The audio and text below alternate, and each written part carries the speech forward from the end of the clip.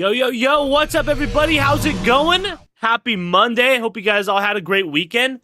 So, before we hop straight into Star Wars Battlefront 2 and finish off, well, we better finish it today. We were supposed to finish it like part 3, but y'all know what happened, and then part 4, but then you guys know what happened again. We just couldn't get the right faction that we needed to be able to complete our reinforcement challenge. So for those that don't know, we're trying to play every reinforcement in KYBER, Star Wars Battlefront 2, version 2, whatever you want to call it. And we have a few reinforcements that are left, like the Ewok Hunter, the Rebel Saboteur, the Honor Guard, Rebel Commando, Rebel Pilot, right? The Rebel Rocket Jumper. And as you guys can see, by all those that we have left, they are all on the Rebel Alliance, which we could not get for the life of us in Part 4. So hopefully that goes better today. Hopefully Conquest/Supremacy, whatever you want to call it, isn't bugged out for us again today. Because if you guys don't know the history with that, KYBER version 2 was working with that mode. Like, we were able to hop into that mode and play it. Like, it was working. And then all of a sudden, there was a bug where it wouldn't let us get into it, so then we could only play Galactic Assault for a while, and then we always tried every stream, so then we tried it again, and then it ended up working, and then we tried it again last time, and then the bug came back, and it's not working, so I don't know what's going on in the system, but obviously something's happening, so we're going to try it again today. I'm hoping that we can get some Conquest Supremacy in, especially since we did Galactic Assault the entire time last time. So I'd like to be able to get a part of the Rebel Alliance, first off, that's number 1, and then also be able to be a part of that mode. So that's after we check out some stuff on YouTube. What I wanted to start off today's stream with doing is checking out all the Star Wars Zero Company stuff, at least a little bit. I'm not going to like spend the whole stream doing this, but I figured we watch at least a little bit of some stuff, because this is obviously the new Star Wars game that's out, came out last week for those that don't know. If you guys don't know what Star Wars Zero Company is, it's basically the new Star Wars game that is, what's the word? Strategy based, right? It's a strategy game. I don't know if you guys have heard about XCOM, but apparently what I've been hearing is that it's a Star Wars version of that. I've personally never played XCOM.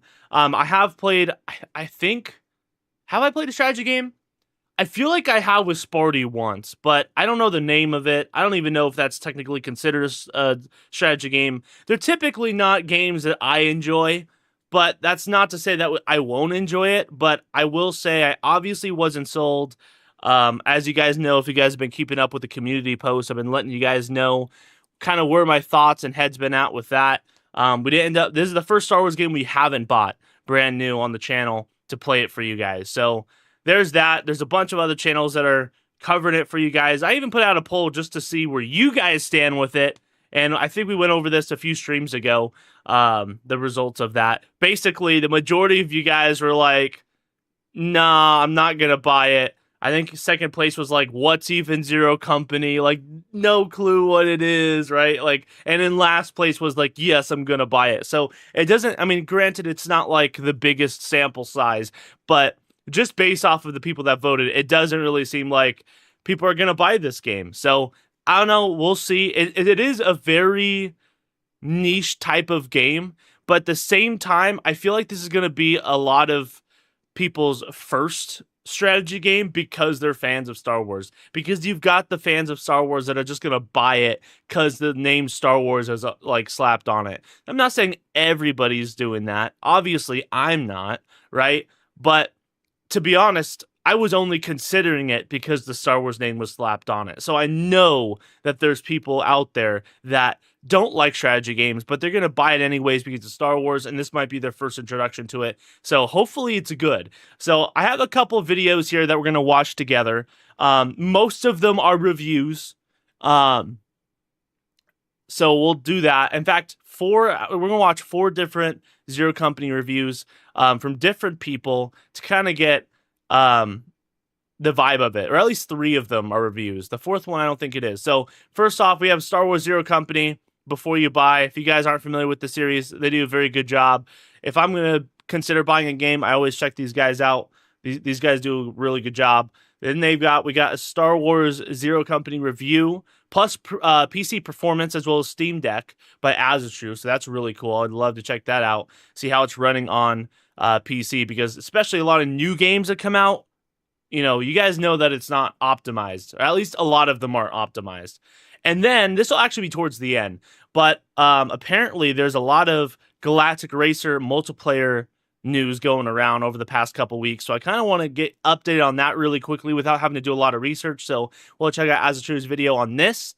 And then we have an IGN Star Wars Zero Company review. Now, IGN, I mean, if you guys aren't familiar with IGN reviews, it's kind of like, just listening to what they're saying, I wouldn't take their overall rating as like, oh yes, this is the review. Like, I would just listen to what they're saying.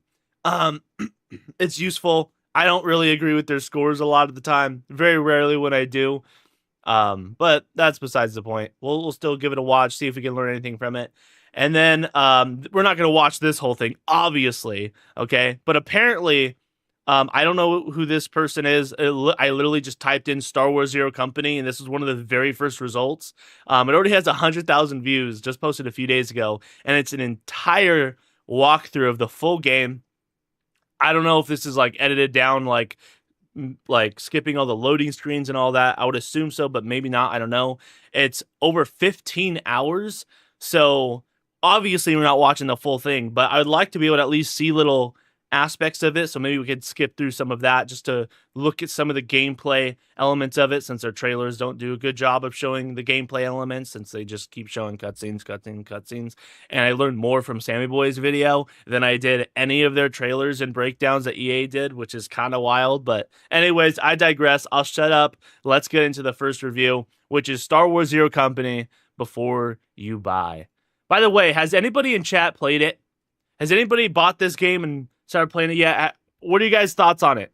For those that have bought it and have started playing it in chat. With another episode of Before You Buy, that show where we give you some straight up. By the way, you guys let me know how the audio is. Is it good before we get started? Maybe you need to turn it down a little bit. Gameplay. You guys let me know. What's up, Marsh? Good to see you, man. Hello there. How's the audio? Is it good?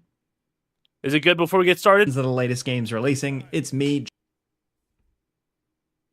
Yes, no. Give me something, guys. Give me something. Otherwise, if it's bad, it's going to be bad all the way through, I guess. I don't know.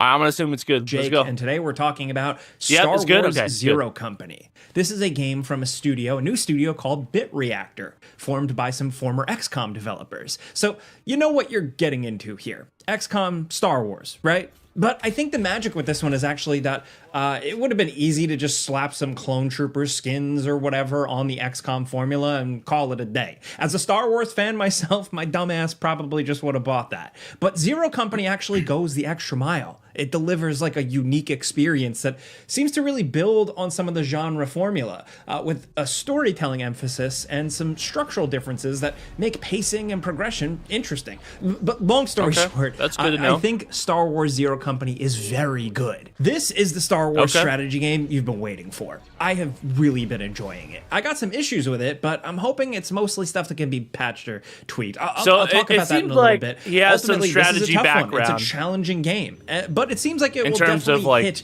with strategy having that game experience XCOM and enjoys syndrome, those but types also of it has strategy enough games. Cool Star Wars stuff in it for Star Wars fans as well. So before I get into it, just so you know, I've been playing a review copy. All this footage is captured running on PC, and yes, you get to work with Anakin and Rex. Yeah, I saw that in the trailers because the game is available on console. I just wanted to see how well the controls mapped. Sorry, PC players, don't get mad at me. Also, this footage is spoiler free because the story is significant. See, that's also good for me to know, because I'm a controller player, and if I did get it on PC, I would definitely play it on controller. Rough setup for it. This takes Although, place... to be honest, with this type of game, I don't think I would be against keyboard and mouse, really, because you're just kind of clicking on things. But at the same time, if you wanted to use a controller, I guess it is a really good thing to check out how they map the controller to see if it actually feels good, or if it's just kind of like, okay, this is kind of annoying on controller. Towards the end of the Clone Wars, you play as Hawks, right? This player-created character that runs a kind of mercenary for hire outfit, a ragtag group of ex-soldiers and weirdos who just take on jobs. Now, Hawks can kind of look and sound a little generic depending on how you make him, but he grew on me. Now, this gang is in debt to the Hutts until they take on a bigger, off-the-books, off-the-record job for the Republic. Planned Parenthood affiliates of California, my goodness. teachers Here we and go, firefighters bro. agree. Gotta love Vote the no ads. on Prop 40. Jeez. It's Sleep Number's biggest sale of the year. All beds are on sale. Oh, love ads. The game is structured around your home base on a kind of asteroid city planet where you gear up, you plan, you talk to allies, and you access a galaxy map to go on missions. But there's a lot to all this. The game does a good job kind of doling it all out to you, mostly in a way that helps you naturally pick it up, but there were a few things I had to go back and reference along the way.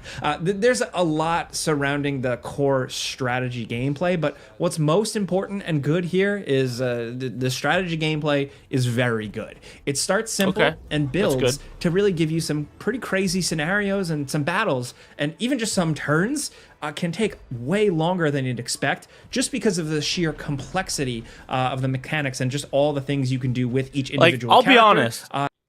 If I were to get into strategy games, if I were to buy any strategy game, this would be it. Because that's what this is the second person I've heard already telling me that if you're new to strategy games, basically, this is probably the game to go to because they start you off pretty simple and they build on that. And if you are into strategy games, then just stay with it for a second because they definitely build on it, which kind of seems like they're trying to appeal to everybody, which I think is the greatest thing they probably could have done to really try and bring a lot of people to this genre and to just get on the more battlefield sales. itself. And still, despite all that, the game still managed to feel approachable to me. Now, on the battlefield, you swap between a handful of characters, and you spend a limited number of attack points on moving in the battlefield, attacking characters, and initiating Overwatch and using items. I feel like what I have to really see for it to really capture me personally is an actual game going on and somebody's thinking behind it, so I can see how much it really is kind of like chess.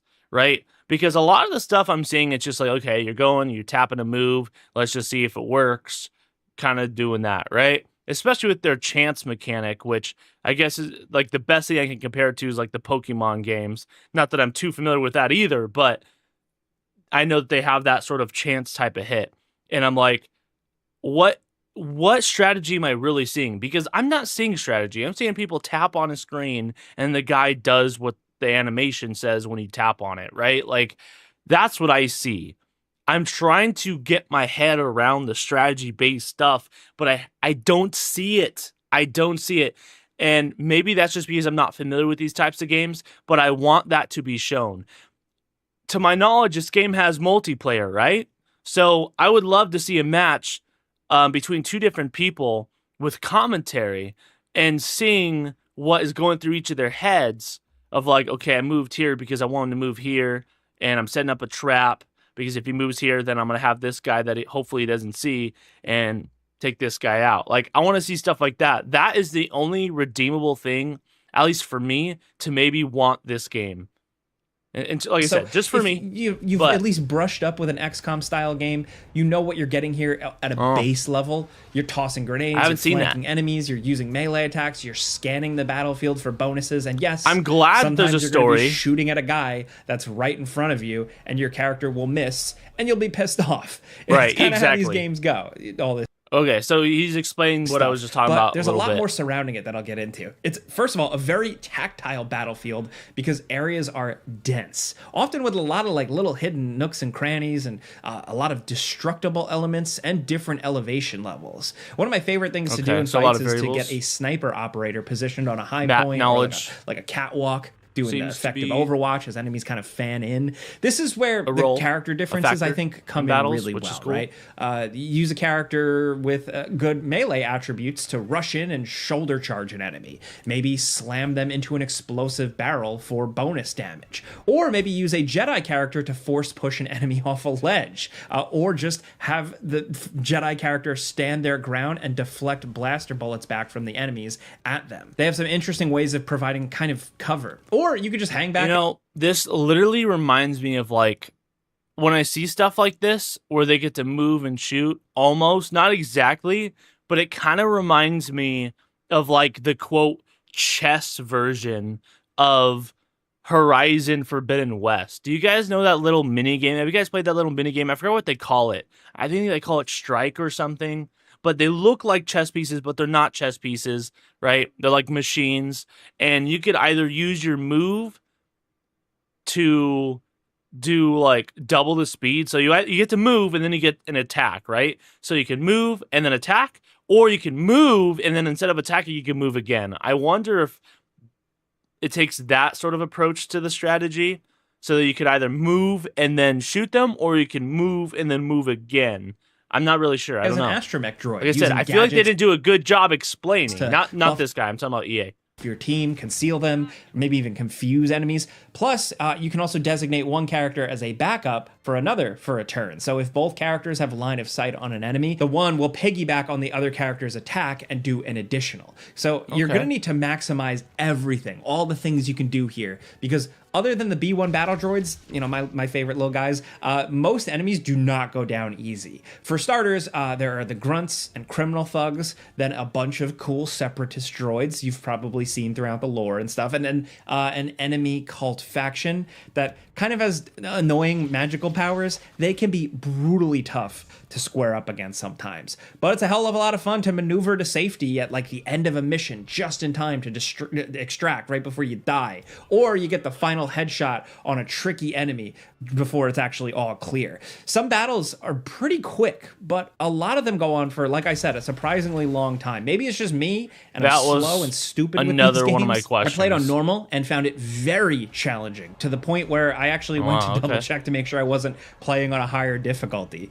So just be warned. The challenge can be fun because the stakes are so high, because like with a lot of these games, right, you can have some permadeath, meaning you'll lose valuable allies. You can spend resources to recruit more, but that loss is always painful. The stakes are high. Like this can be enabled on or off as an option, I believe, I like for that. your playthrough, as well as a handful of other difficulty modes and some optional tweaks. Now, my only issue is some general There is bugginess. multiplayer in this game, right? I believe we said that there was, but I know we've been doing a lot of research on Galactic Racers, so maybe I'm getting it confused with that. But there is multiplayer in this, right? And you get to walk around at your base on some missions. That's cool, but who cares? I mean, there's no combat with it. It's just kind of walking around. Here and there. Some slightly weird animations nice, or transitions every so often. I had something where I'm like, oh my gosh, I get to walk around in the base. The game is ambitious with how the camera cuts and moves and zooms. Instead of it being an animation, I'd like to be able to just walk over there at the very least and do during special and then aim and then shoot them, rather than having a quote. See, I feel like they could have I think, just an idea. I don't know. Maybe they shot this at the dartboard and it didn't really go anywhere. I don't know. But I feel like for me to really be into it, like at least more than what I am, and for it to have that element of a different sort of gameplay. It's still a strategy game, but for it to have an element of different gameplay without you just clicking on things. You'd still click on things, but instead of an animation taking over, you will be able to actually move your character and be able to aim and actually shoot in that designated spot that you move or whatever, based off of the thing that you just clicked off of. I think that would actually work really well, better than what they actually have here, right? And maybe it could be timed or something, right? Because if you look at the alternative, what we have right now, they have chance-based stuff. I don't like that, right? If it's a strategy game, why is there chance stuff? Like, the whole point of having strategy is that way. Like, I understand having variables because it's a battle, but it seems like they already have that in their map. That's kind of what he was talking about earlier on in the video. You know what I mean? So, like, having another chance thing of whether your gun goes off or not, or whether it hits your target or not, I think is silly. But I think if they made it where if you actually got to shoot them, right, and if you happen to miss, then it's because of your lack of skill, versus you actually being able to hit them. And okay, you hit them, so now, but that's because you have better skill, right? So that feels a little bit more rewarding, as well as the gameplay I feel like would look better and feel better, not just for, I think, even the strategy audience, but also the people that aren't always in the strategy games and maybe want to get into it. I don't know. Maybe that's a hot take. I have no idea. Like I said, I'm not I don't have a big background in all these different strategy games, but I feel like I would have personally liked that over the system that's in place. Just wouldn't really work very well. The game also had an annoying tendency to not show where reinforcements actually spawn when it's their turn to actually spawn in. The camera would occasionally just completely miss important moments because it was stuck looking elsewhere, or it was stuck behind something. It didn't impact gameplay, but it could be frustrating. Now, again, I'm playing on a review copy. Dude, which, why is it always with the camera in these games, bro? Whether it's a Lego Star Wars The Skywalker Saga or Star Wars Zero Company, why is it always the camera? Been updated, but apparently there is more coming. There's like a day 0 patch for people who will be buying the game. So I expect a lot of this stuff to be fixed. Cool. It's all kind of tweakable, patchable stuff more than game-changing stuff. So I just hope it's resolved soon, because it did put a little bit of a damper on just how good the battles really, truly are. Now, I think the fun is in the characters, the operators. They've got some real standout classes that feel distinctly Star Wars, but smartly molded into a strategy game framework in not a half-assed way. Everything feels really thought out, and it's cool to mix clone troopers with a Jedi and a smuggler Han Solo type and then square off against a bunch of droidicas. Unfortunately, because of the story focus of the game, you're gonna have your key tentpole characters and then a bunch of randomly generated characters you're not gonna care about as much at all, other than for their stats.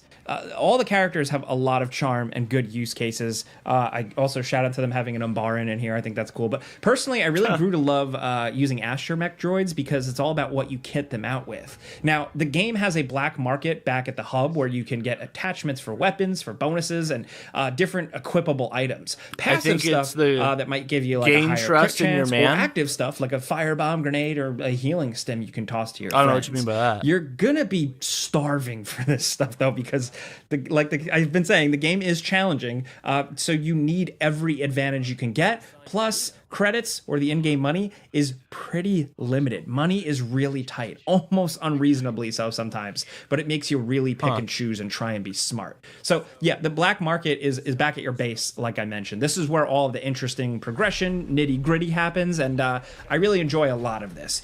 You can track it all through talking to allies and using computers to interact with the menus for each of these things. And so, just as a quick breakdown, skills level up in this game through bonds. The more you use characters together on missions, they rank up in a bonding relationship. And this allows you to unlock stat increases for them, like, say, every character gets 1% melee, or 1% higher critical chance, stuff like that. And when you hit milestones, you get more significant ones. This works well, but I wish there were some more detailed stat screens for it, unless I'm missing something. But either way, you upgrade your facilities themselves by spending resources and playing to pass the time for them to finish building after missions. You can heal more characters in medical bays. You can get, access more slots.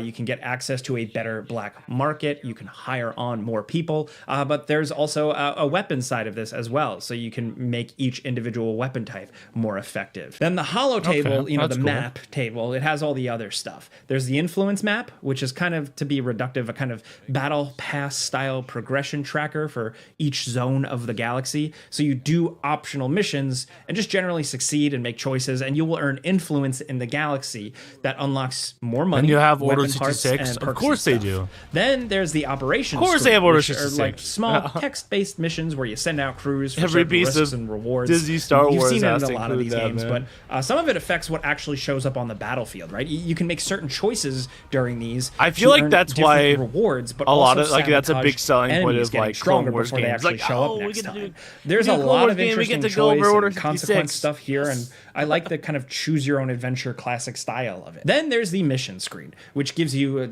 optional and main missions. It's a linear game, but with a lot of optional missions to do in between. And apparently, they're different on different playthroughs. There are clearly tons and tons of permutations and different things to do in all sorts of battles, so you can probably get a lot of juice out of this game. Even playing through and just trying to beeline the main quest, you're gonna need to be strong. So you're gonna wanna do side stuff and prep. Also, Characters have a string of side story kind of loyalty missions to get more bonuses. Interesting. But these actually have some good story and actually have some really good moments. So you're going to probably want to try and do them. But you can't do everything because I would have not expected that from this game. Every time you That's go actually do a good to mission. know. So you really got to pick and choose. Yes, this is another layer of stress, and it sounds awful. It sounds painful. But once you're doing it, once you jump in, you'll figure it out. You'll be all right. Story is the other hook for this game. What I found really interesting is that some of the main missions actually involve you landing on a planet, walking around with your crew in third person with a regular over-the-shoulder camera, and then walking into a battle and then it triggering. This is just very interesting how this all kind of plays out. It's cool to see. It's almost like a good pacing thing. It like helps you kind of really soak things in. And storytelling-wise, I think it's interesting because it goes back and forth. Some moments feel a little rushed, but I gotta say the highs of this game are great. There are some great Star Wars moments, but also some great compelling character moments. Hawk starts off generic, and then you grow to love him. And honestly, you'll grow to love, or really, at least appreciate a lot of these characters. The game also does something pretty cool. That's really good. That is, I think, effective for Star Wars fans and affects the game in an interesting way. It's going to hit different for different types of players, but I personally like some of the Star Warsy stuff this game really does. I love that. Also, the amount of customization.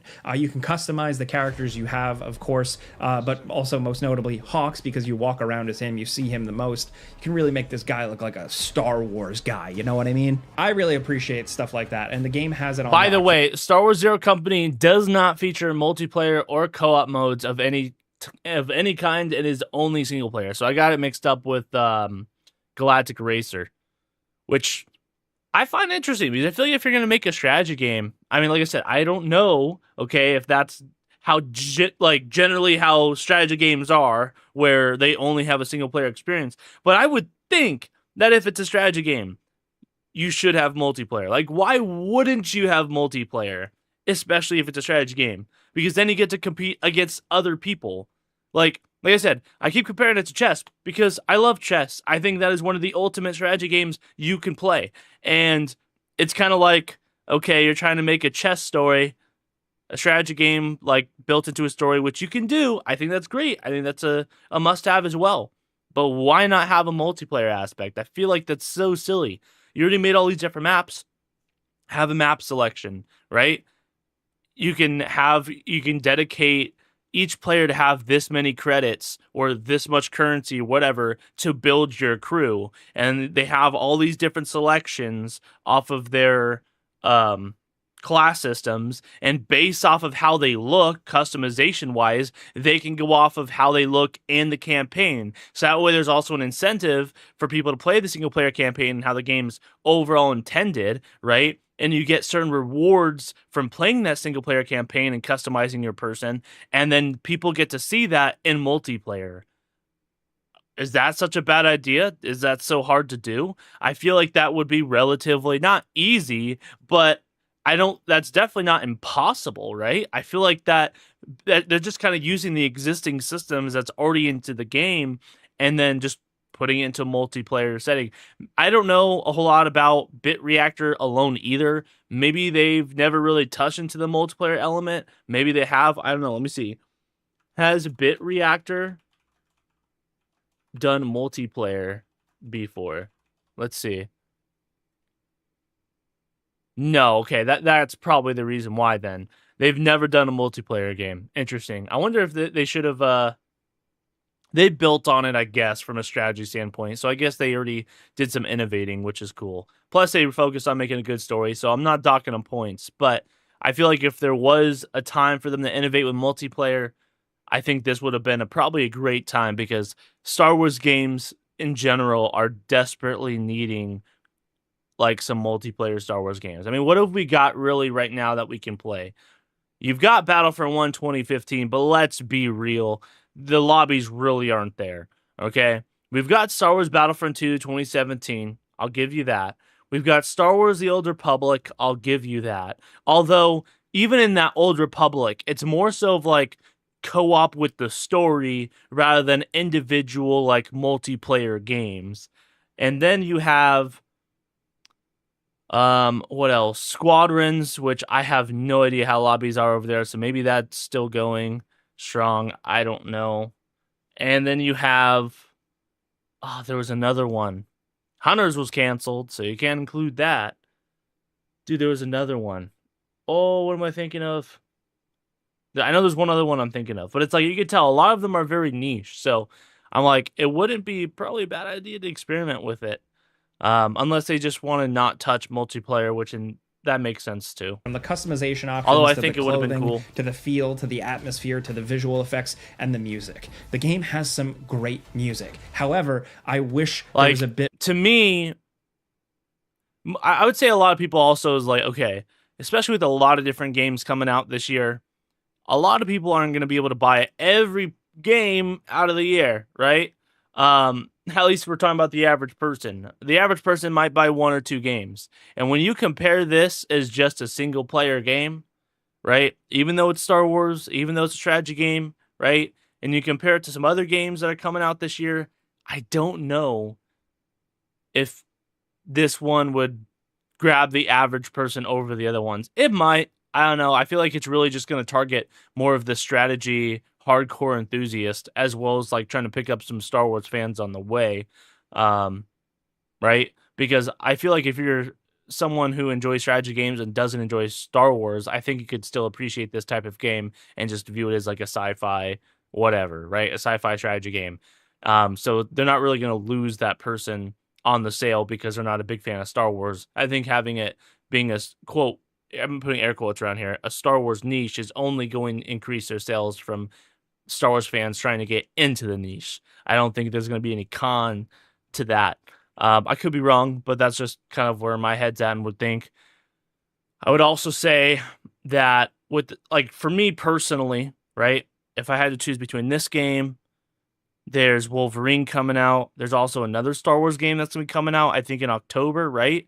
So, like, there's that. I know GTA 6 is coming out. We're not really caring too much about GTA 6, but a lot of people are. And what is that? They're charging $100 for that game, and they're charging multiplayer separately, which is just wild. But I know a lot of people are into that as well.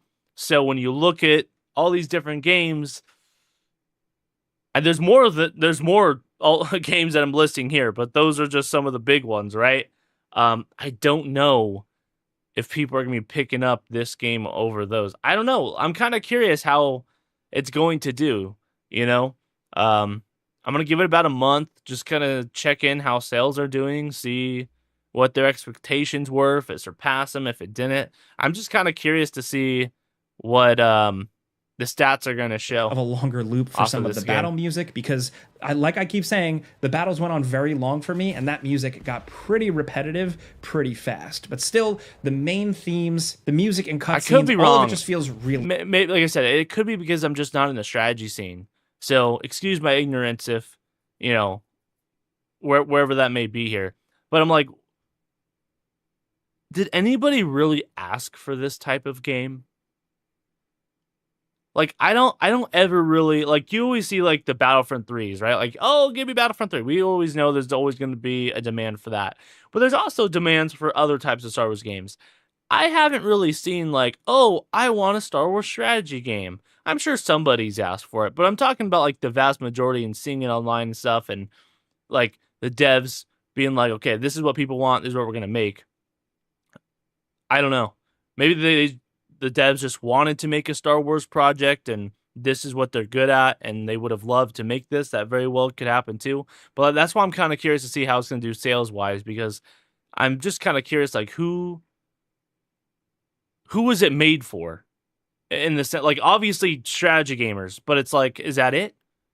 Solid. At this point, you know, obviously everybody feels differently about Star Wars. Star Wars is people, what you make it, right? And I think the customization options here really help you kind of build out Star Wars how you imagine it. But also the game, you know, the game is down to clown. It's down to mess around. Characters will show up. I would assume it's pretty big. Happen in the game because it is in the Star Wars universe. It would make sense that a character would show up or an event would happen. Also, another thing that I've really appreciated with this game, it's a little bit of a lower price on consoles. It's like $10 cheaper, but on Steam, it's $50 US, and I think it's cheaper on console. You're gonna get here. Oh, snap. Easily, probably like $40 on console. Is that right? Stuff. I think this game is definitely worth considering. I know it's a busy. I thought it was 50 across season, all platforms. but I think there's like a perfect storm out there of people who like XCOM and people who I like really Star haven't been Wars. doing a lot of research on this, y'all. I've been working on Project Phoenix. That's what I got for you today. You know how this goes. This is like a lot. I give you some pros, some cons, and some personal opinion, and now I want to hear I have not yours. been keeping there up with all this stuff. stuff. I hope are fixed with this game close to launch. Same thing with Galactic Racer. I need to get back into it. Playing this one. So let me know what you're thinking or feeling in the comments.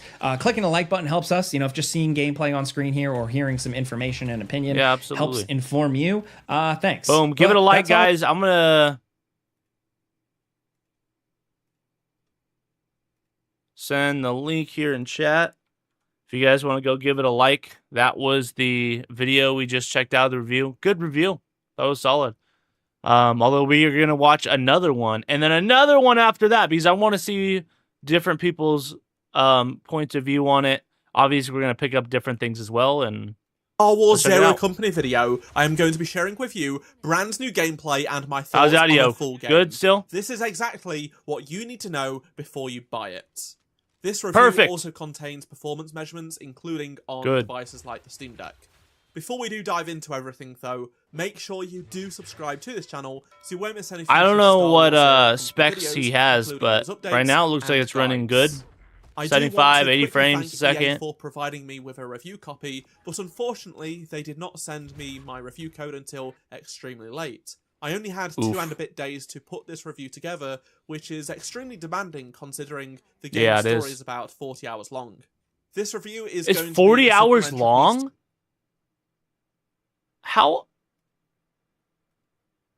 Is this only a part 1? Star Wars Zero Company gameplay walkthrough full game. This guy did it in 15 hours. Maybe it's like 15 hours of him doing it successfully, and he cut out all the parts where he lost a mission and all the loading stuff.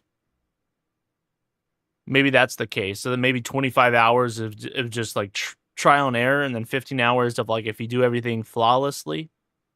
Is that it? I don't know. Interesting. 40 hours, huh?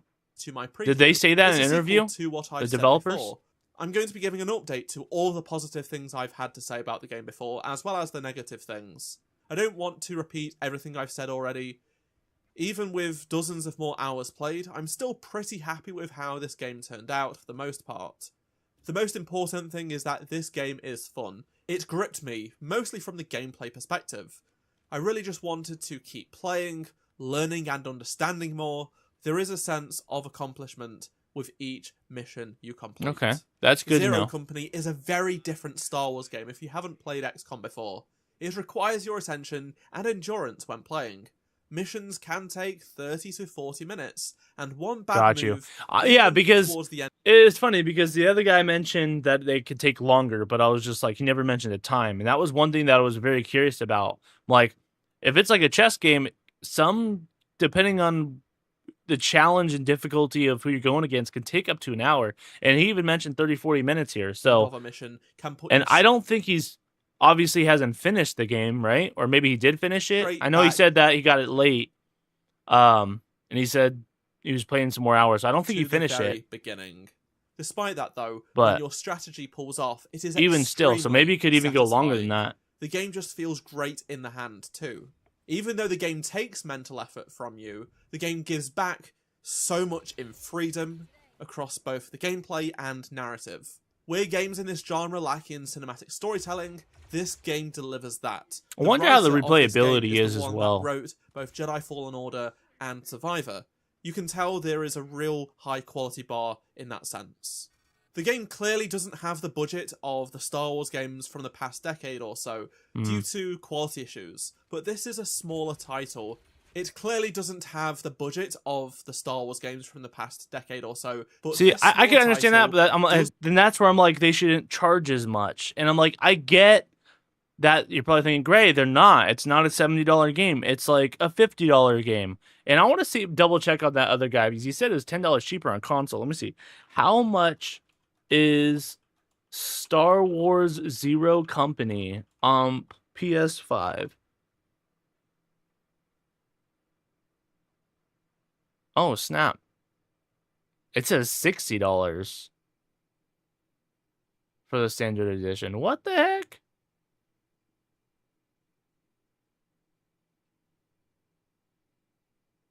Oh, no, he said that wrong, or maybe I misunderstood it wrong. It's $10 cheaper on PC. So it's really not that much cheaper then. We're talking $10. So a standard AAA title that's fully decked out nowadays is $69.99, $70, right? We've got $70 for that. They're charging $60. Unless you get it on PC, then they're only charging $50. I really don't know why that is. That seems a bit weird to me. Why you get to save $10 on PC, but it's like when you even compare it to Squadrons, which they knew it was a smaller title, obviously, but it was still done by a AAA company, professional quality, the whole shebang there, and they still charge $40, and that's cheaper than what they're selling this game at $60, which was the, it used to be the AAA full price, right? So I don't know. I'm really not digging that. I was, especially with thinking that it was the other way around and thinking it was $40 on console. Apparently it's $60 on console. Yeah, that's silly. Do things that the others could not do. It has extensive character customization that we've not seen before in Star Wars games on console. Like it really the colors, is right? Fantastic. There is so much customization to start off with, but then as you play through the game, you will earn more unlockable cosmetics and rewards for completing the game and going through it again. Speaking on the fact that this game takes more effort than other Star Wars titles we've had in recent years, I would say that I'm telling you guys, I've been saying this for years, and I'm going to continue to say it. We need like a Star Wars Skyrim. Like, think of Elder Scrolls 5, but Star Wars, right? And it'll make this customization look like nothing. You've got these different species, right? Forget the species at first. Let's just take a look at the different classes, right? Just like you have different classes or different races in Skyrim, imagine the different classes in, the Star Wars version of Skyrim. You could be Jedi, Sith. You could be a Force user. You can be a gray Jedi. You can be a bounty hunter. You can be this. You can be a droid. You can be that. And then once you get into that race, then you can customize everything in your species and all. Bro, I'm telling you, that would be a crazy game to make. But you know what? That I already know would be a #1 seller. Because here's the thing. I don't think it being Star Wars would hurt it.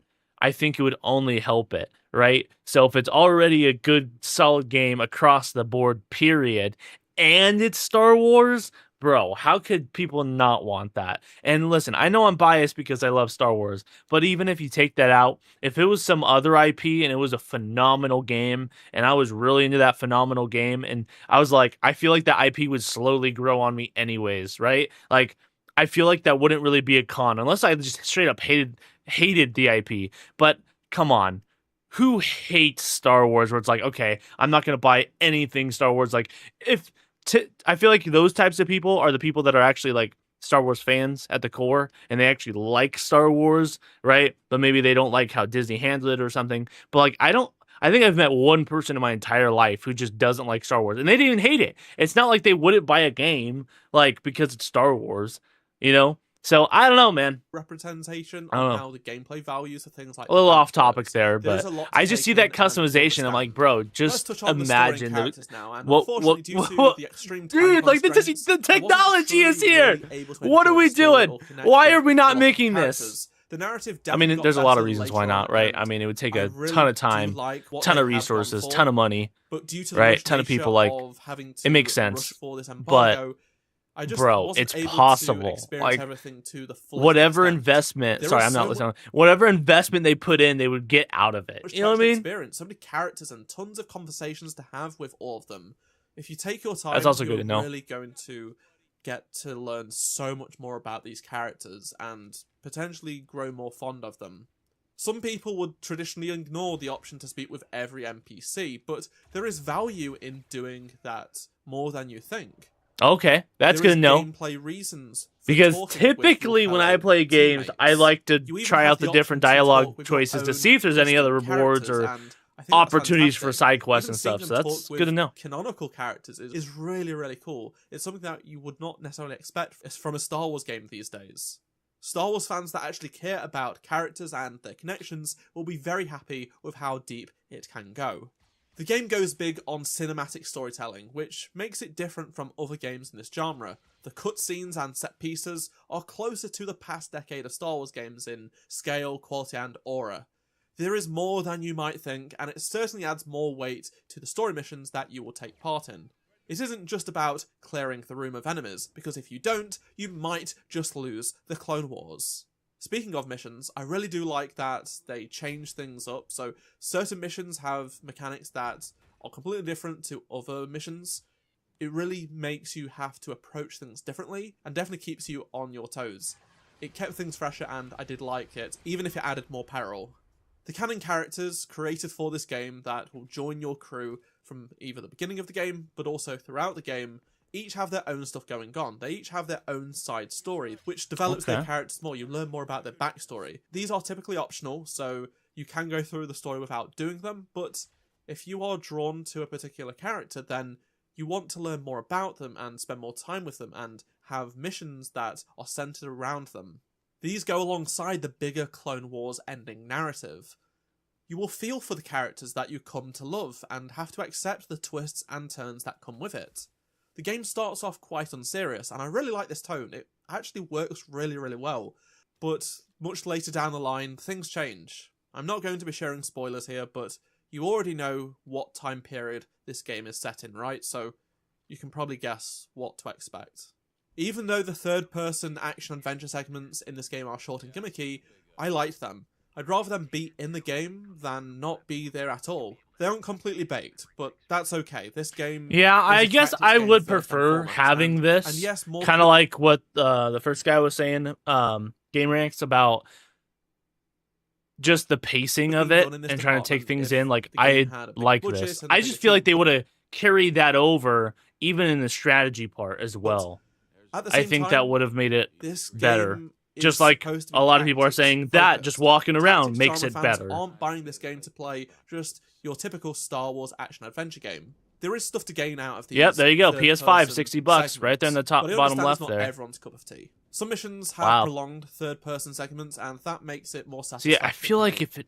I don't know, man. Games, and even though there isn't actual stealth mechanics, you do feel a bit. I just don't see it being worth it a bit, for $60. And I do like that. I don't know. It adds more to the feeling and atmosphere of the game. At least for me. Zero Company maybe it is for other offers people. A lot of experimentation, and you cannot do everything. Not even close in one playthrough.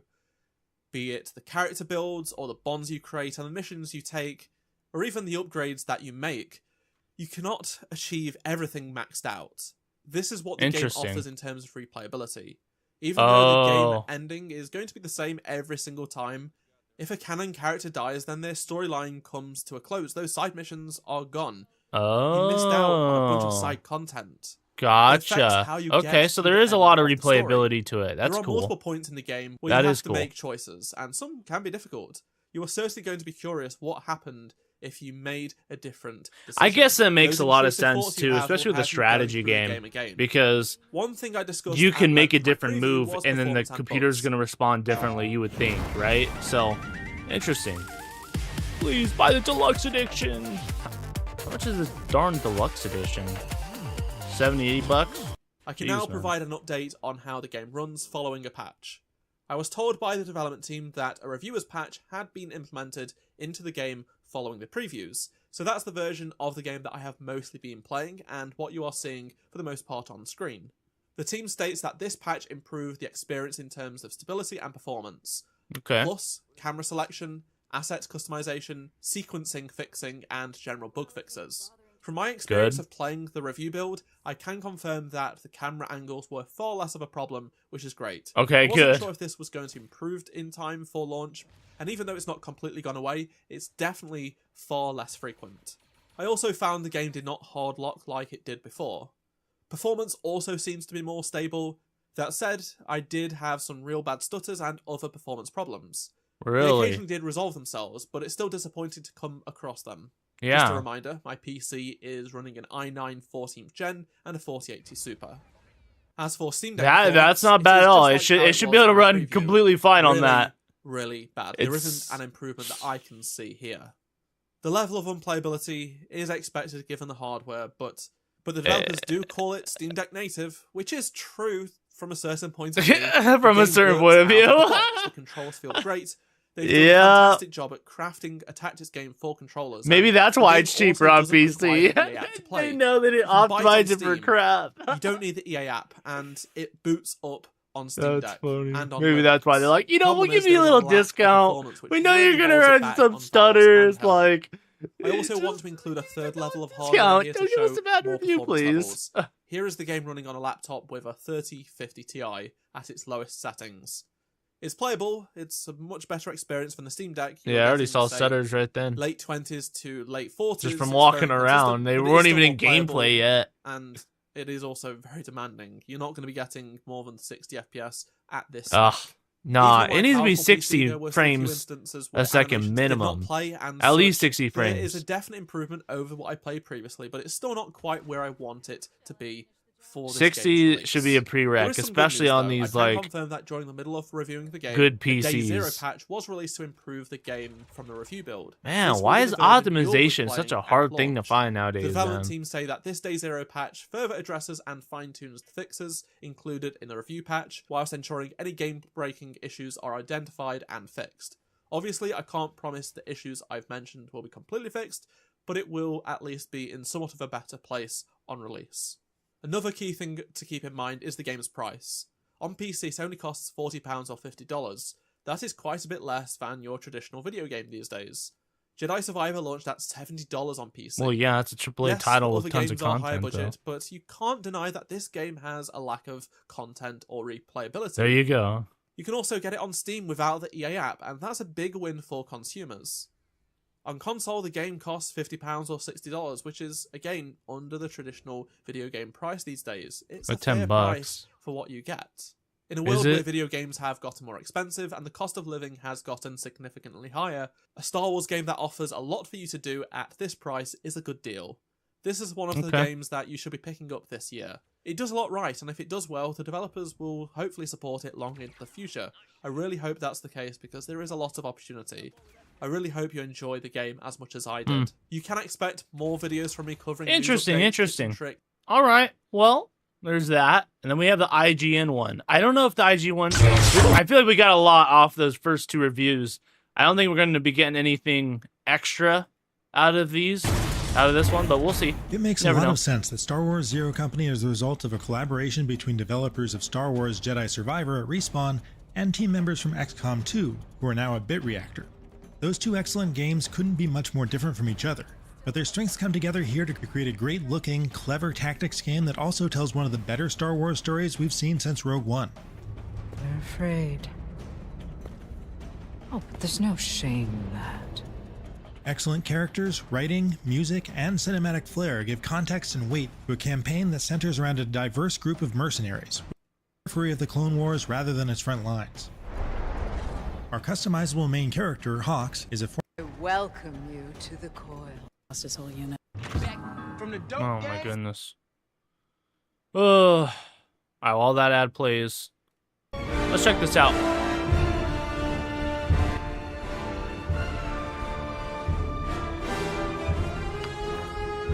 New campaign. Planet's about Our move. seems familiar. Company. Under Jedi General Pong Krell. Oh, already with the references. Right, Huh? I've read about them. I'm gonna see some of the gameplay here. So this is one of the very first missions.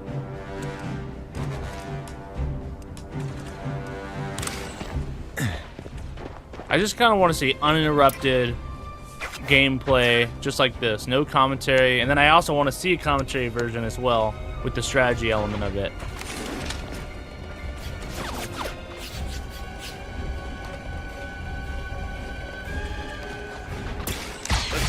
This is the full game. He did this in 15 hours.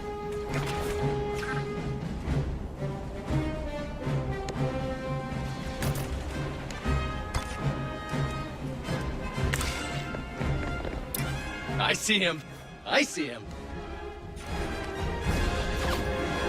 feels like he's making moves constantly. Is the other side making Blast! I don't have moves? an angle.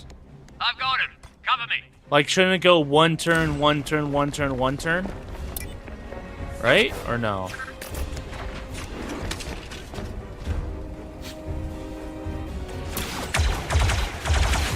Damn clankers. Interesting.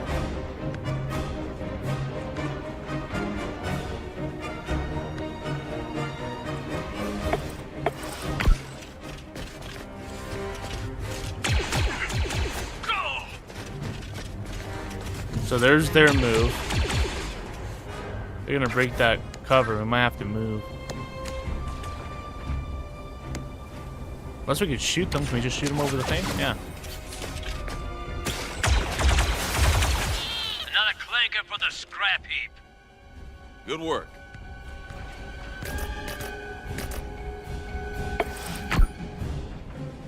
Oh, so you can make as many moves as you have the AP. Once you run out, then you have to end your turn, and then that's when they can use theirs. So you can make multiple moves back to back to back. Okay. Interesting.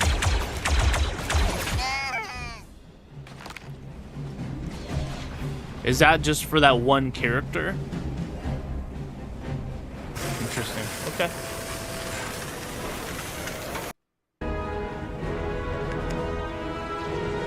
Just want to see a little. We're not going to watch a whole lot of this. We're going to be getting to Battlefront 2 here pretty soon.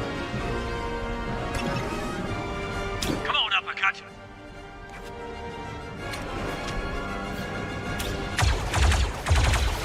Now hit. Good shot, Cap. Cabby ready? I mean, I can see it being fun. I can. I don't see it for $50 though, even still. I haven't seen enough to be like, okay, I need this game right now. Payment for this Saralonis job and the advance on the job we discussed. Wow. Target down.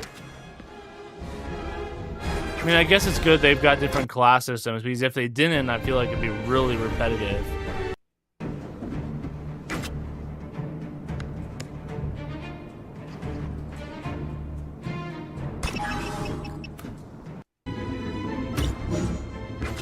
So there's lots of missions, though. And every place that I'm skipping to is a completely different environment. I got you. Thank you. What's the play?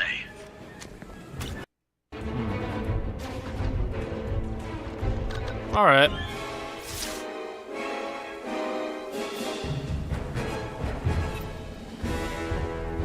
What's going on here?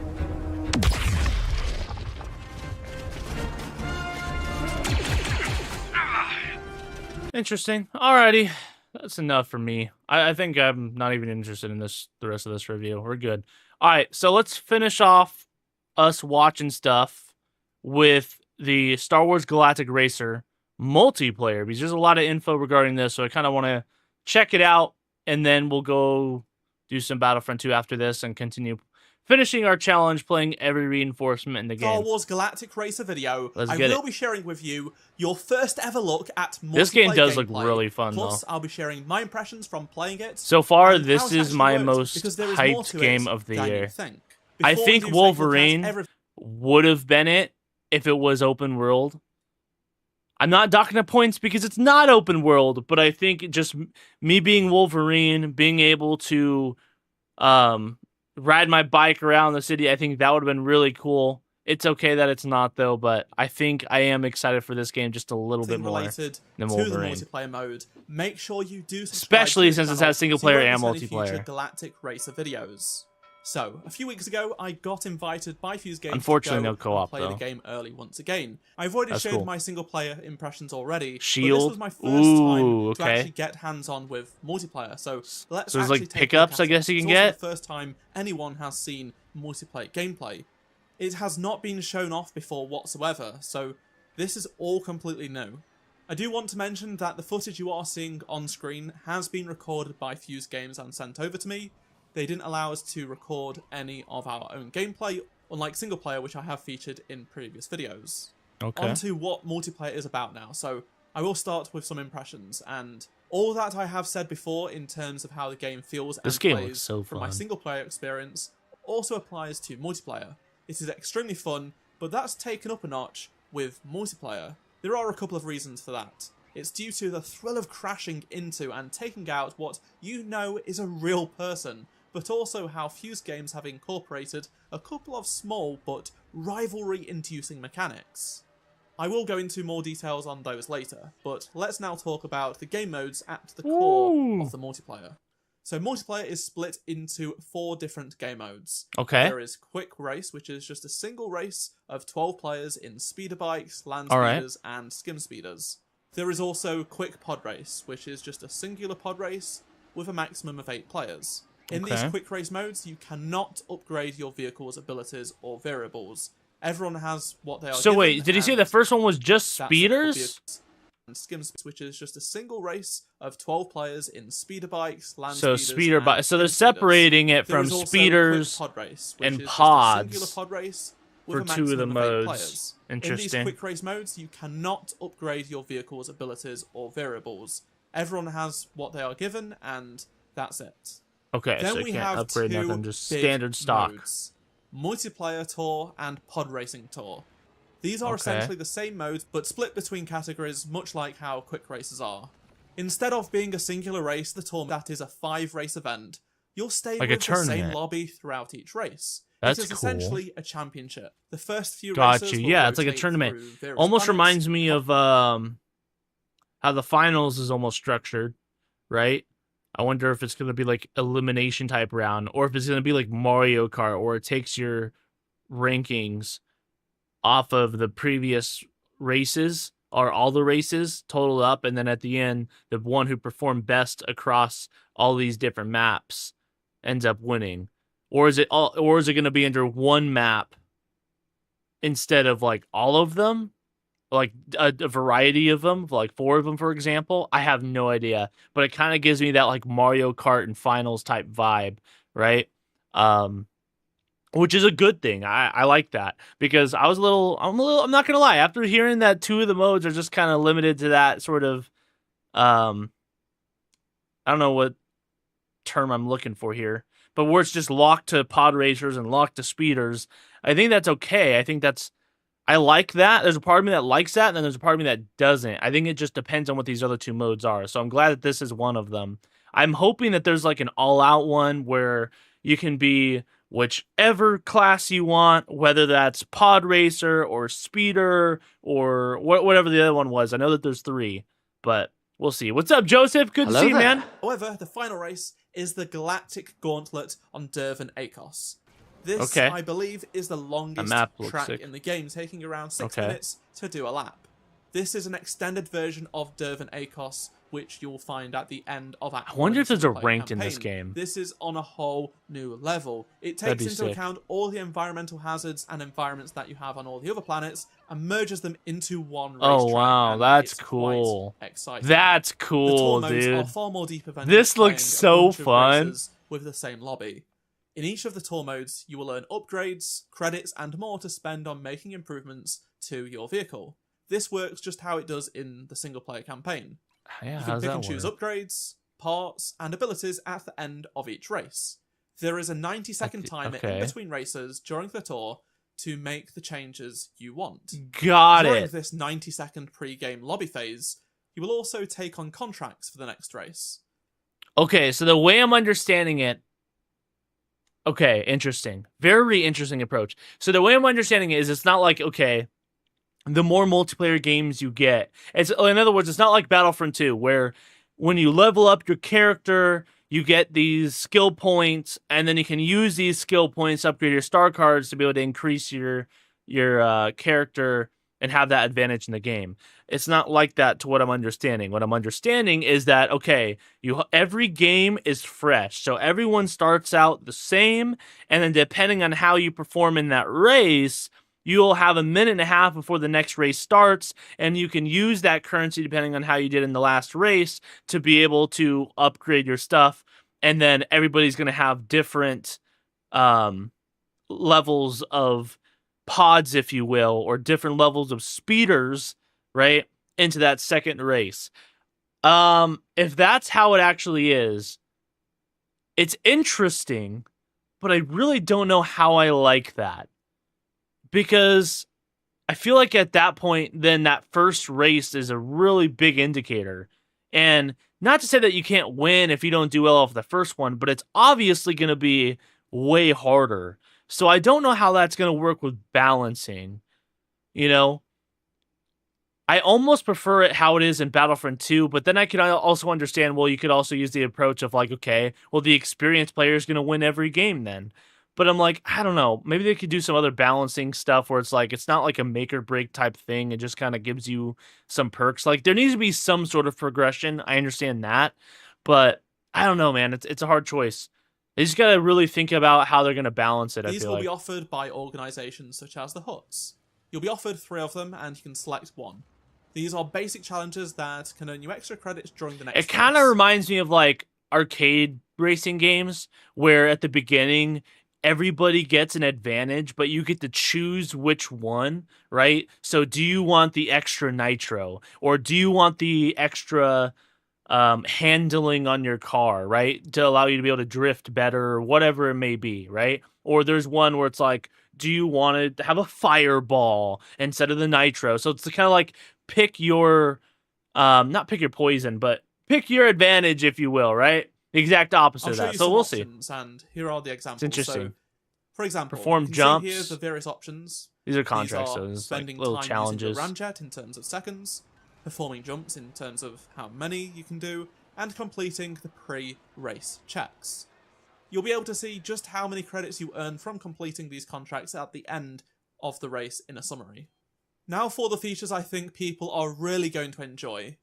After the previous phase of upgrading and such has ended, players will then see this screen and bet on themselves. Oh, you can bet, bro? In the next race, and you will earn a okay, dude, once again, it depends on how it works. Already, I love the idea. I do. I'm sold on this idea, although it just depends on the limitations on how it works. Because if you want to, like, sabotage something, like, you'd be like, okay, I'm not going to bet on myself because I'm going to purposely lose. Or if you're in that position where it's like, let's say the person you bet on is in second place and you're in first, you can intentionally sabotage the race so that way he wins, so that way you win the bet and actually get more rewards out of it. So if it's not set up right, then that stuff can happen, which would not be cool. I don't like that. Naturally, this will be used but we'll see. I like the concept. For a rivalry in the next race. You will have 3 options of top positions to choose from. The first tier comes with a rare reward, the second tier has an epic reward, and the top tier comes with a legendary reward. On top of that, you can mark. What's up, Gray? It's Red here. What's up, man? Screen. Hello there. This will Good to see you. That you have marked them. How's it going? Who has been Happy marked Monday. and who has marked you using the orange icons. Or maybe not so happy. I don't know. Some people hate Mondays. Players that have been marked will have their name changed to red from yellow in the next race, so you'll be able to see from their gamer tag that they are a marked rival. When I was playing the game, my friend Star Wars Explained marked me, so of course I had to mark him back, and this did elevate the experience. Yes, we were sat next to each other, so it was a little bit more fun than if you were playing across the world from someone, but still, I do think this is going to go down very well with an online party of friends. That's the tour, cool. As a combined package, was a lot of fun. Little and nice touch there. To the game than just simple single races. Despite that, though, I am a bit concerned regarding its longevity due to the commitment to several races without quitting. Hopefully, the player base does stick it out until the end. Yeah, I could see that because that would be a long time.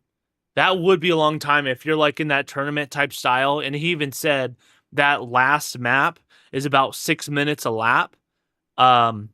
And you have to do that twice. At least that's what the HUD said. So that's 12 minutes just for the final round, not including the 90 seconds in between round. Like that means some of these games or some of these tournaments could last like an hour, bro. Like it's interesting. I don't know. They just have to find a good way of balancing all this, you know?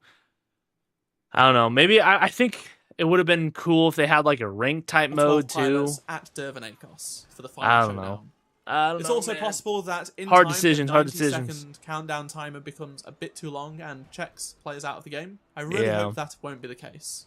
In contrast, making it it'll too short happen. will certainly There's add far nothing more you can pressure do about to that, bro. decision-making Even and would if lead to the matches were also 10 minutes, some people are still gonna leave. You can imagine how many people are gonna leave if it's like an hour. You know, frustration for the player. It's been a hot minute. Let's it now has. talk about who Long you'll be time no racing see, man. as But it's in good to see you multiplayer. still. So you can race as a number of characters found in the single player campaign, as That's well as cool. iconic pod racers from Episode 1, The Phantom Menace. If you are just doing standard racing, you'll be able to race as any of these 12 characters. That includes Shade, Kestar Bull, and even Griff Shade's a Lauren. cool name, Multiple bro. people can be the same character, so no one gets Shade. left out.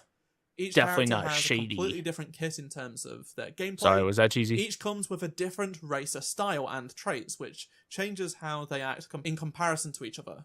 In terms of vehicles, you can pick from any of the 3 main vehicles and customize them however you like and put any of these characters in them. It's going to be I hope this isn't just cosmetic. I really hope like there's pros and cons. Like, you know, in Mario Kart, I hate to keep comparing this to Mario Kart, but I don't care. I think it's a good thing.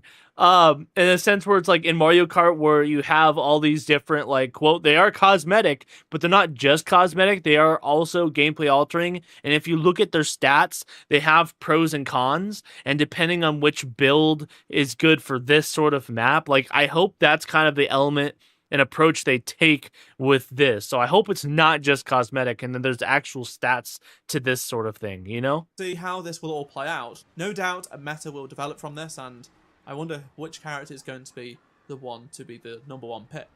Let's now talk about pod racing. What's up, Wyverns? Good to see you, man. Happy Monday. These are your 6 characters How you doing? to choose from. It is a bit Hello strange there. to have just 6 characters. What's going on, Graham? when Kind of up sick to right 8 now? players. Oh, sorry to hear that, man. Hope you feel better. So I'm not going to stay, but have a good day. All right, man. Have a good one.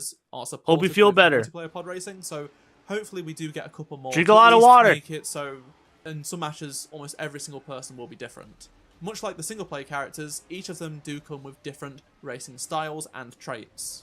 As I have mentioned, each character, be it the 12 that are from the story, or any of the 6 pod racers, come with an ability. And they're mostly unique, but some do share did you guys see various that? Did you guys see that?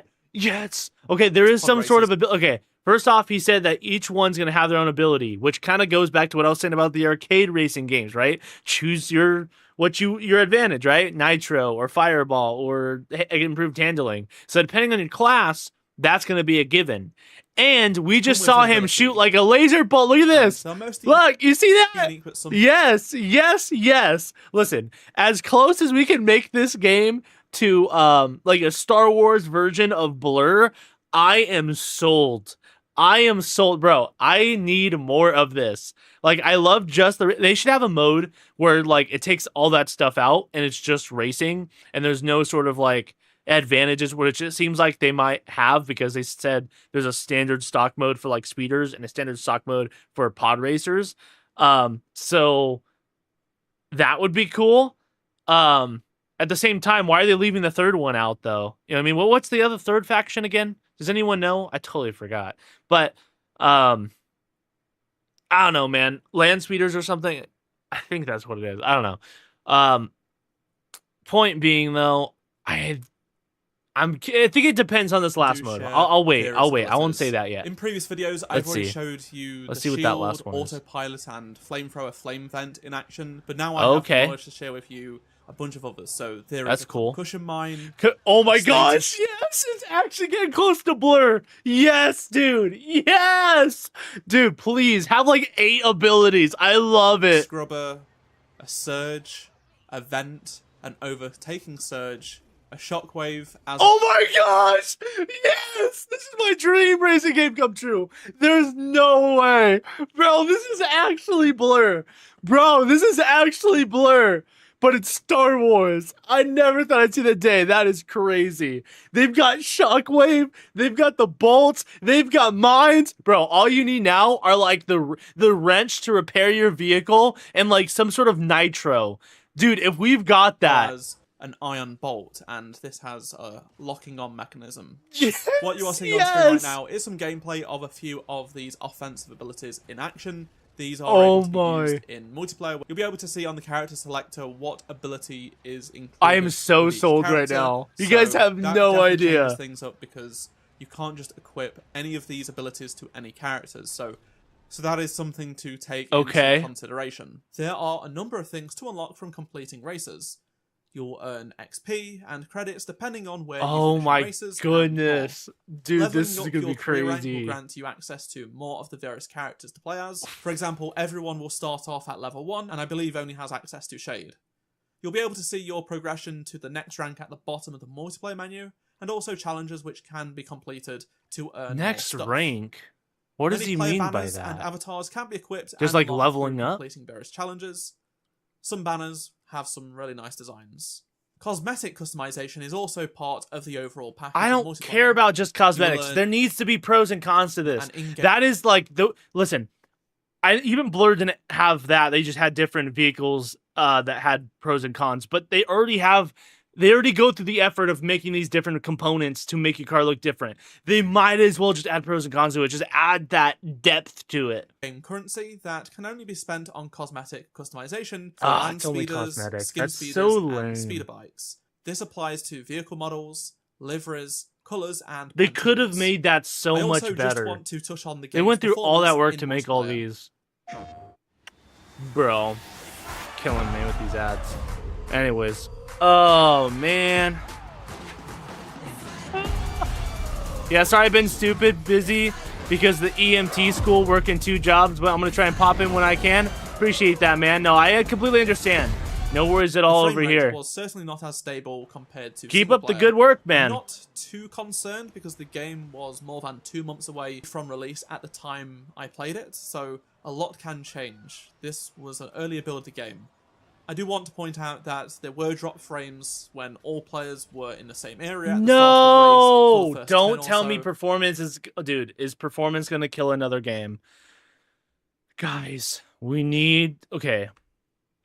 Listen, I get it. It's the industry. I get it. I do understand.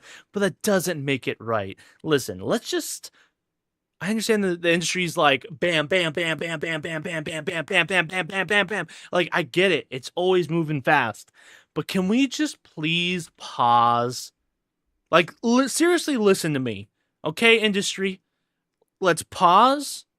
Let's take a step back. And let's get to do this right. And we do that by stop trying to, this new thing, learn this new thing. That's all great and dandy, okay? But it won't work if your game's not functional. If people cannot play your game, the purpose of you learning all these cool things to make these cool things go out the window, okay? So instead of us focusing, I'm talking to you, Epic Games. Listen, I love you, Epic Games. I do. But when I see you working on Unreal Engine 6 and making bad decisions with that, when people can't even optimize and learn Unreal Engine 5 because it's moving at such a fast pace, maybe, just maybe, we should consider slowing down for a second and mastering what we've learned so we can optimize correctly. Please. There's so many good games that get ruined because they are not playable, especially at launch. This is not okay. Players crashing into each other and just so many visual effects, it really not okay. The frame rate further. There was one specific moment where into turn 1, so many of us crashed into each other or crashed into the wall. It probably was like 10 frames per second for a couple of seconds. Oh my god. It was really, really bad. 10 frames? There were other certain areas on racetracks with big open spaces and more visual effects that also saw some frame drops. Bro, if this game gets ruined, I think this is something that can be fixed before launch because this is an early poor build optimization. Game, and I've played the game multiple times now, and I felt like the single-player version of the game felt a bit more stable the second time around I played it, as opposed to when I played it earlier this year. Well, that's good, I guess, so it's getting better. On PS5, it was not on PS5 Pro, it wasn't on PC, it wasn't on Xbox. Everyone was playing on a standard PS5 at 4K. Okay. Star Wars Galactic Racer is going to be the first multiplayer Star Wars game. That worries me even more that they're encountering that on a PlayStation, because PlayStation makes them optimize it. I'm a little scared for PC now because PC does not have the threshold or standard, the accountability for them to have the optimization like the consoles do. I mean, it's very evident. I mean, you can look at all these games. Why is it playable on console and not playable on PC, even though somebody has a 5090, right? We see this all the time. Console and PC in over 6 years. Since then, we've only had Star Wars Hunters, which was a mobile game. This multiplayer needs to be supported by both players and developers in the long run. I'd love to see this part of the game expanded upon with post-launch content, be it free or paid. It's not the grand, all-encompassing experience that is Battlefront. Wait, what did he say? Long run. I'd love to see this part of the game expanded upon with post-launch content, be it free or paid. It's not the grand, all-encompassing experience that is Battlefront, but it does unique things and can fulfill a void left behind by other titles. I am really looking forward to spending lots of time in multiplayer matches from October, and I just hope the community sticks around for years to come. I would love to hear your thoughts on anything I've talked about in this video, so please do let me know down in the comment section below. Okay, this kind of got me hyped, but also a little worried. I'm not going to lie.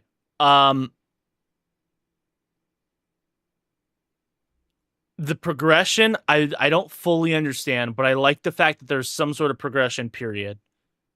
That's cool. It looks like the feedback for this is good. Honestly, dude, the fact that there's so many different abilities and a lot of them are exactly from Blur, and I literally talked about this in the other stream and showed you guys have no idea how hyped I am about that. That's probably the big highlight of this video, is this is literally Star Wars Blur so far, and I am all for it. The only thing I wish was that the progression, I hope I'm wrong in how I understood it, where it starts fresh every game. I hope the progression is overall, so that way if I've been playing multiplayer for a couple years, that maybe, I don't know how I shouldn't have like a crazy advantage. Like the new player should still be able to win if they are the better pilot, but at the same time, like, I do want some sort of bonus things for being a hardcore player and practicing and getting better and all this stuff, right? So I like that there's a progression system, but I hope it's overhaul and not just starting fresh, like I was mentioning, for every game. That's number one. Number two, it seems like those were a lot of the cosmetic changes, what he was showing, and he even said they're cosmetic. I really hope there's pros and cons to those. That'd be a wasted opportunity if not. I'd be okay with it if there was enough options with different pros and cons to choose your right pod racer and speeder and all that. But the way I'm understanding it is it's not really going to be like that, because first off, a lot of the modes already limit your class options. So it's like everybody has the pod. And the way I'm understanding it is that they don't have different pods with different pros and cons. It's kind of like all pods have this pro and this con. All the speeders have this pro and this con. And I'm like, you don't even get to choose. It's like everybody racing and they all have the same car. They all have the same stats, but they look differently. Like, that's not really the most what's the word I'm looking for? There's not really a whole lot of depth there for a racing game. You know what I mean? If that's the case. Like, the whole point of having good multiplayer racing games is the fact that you have a bunch of different cars that specialize in different things, right? You know, and a lot of different games handle it in a lot of different ways. I don't know if you guys are familiar with Need for Speed Nitro, but they handled it in a completely unique way, where they're like, you got the supercars, you've got the performance cars, and you've got the city cars. And even inside those different performance cars, they still had individual stats. So you had like the Corvette and the performance car, right? You had the slug bug in the city car, and you had let's say a truck also in the city car. The truck was still different than the slug bug. And at the same time, there were the city cars were different than the performance cars in general. So there was 2 layers of depth there, you know? I'm not seeing any depth here. I hope it's there. I hope they're just not showing it yet, or I'm misunderstanding something, or I don't know. Because I think this has the potential of being one of the best racing games to ever exist if they do it right. I'm really hoping they do it right. They said 4 modes. I'm a little disappointed that there's only 4. I understand they don't want to split up the player base too much, but they're already wasting 2 of the modes on pods only and speeders only, which is fine. But then they said the other one was like a tourney mode, and the other one was what? Did they even mention it?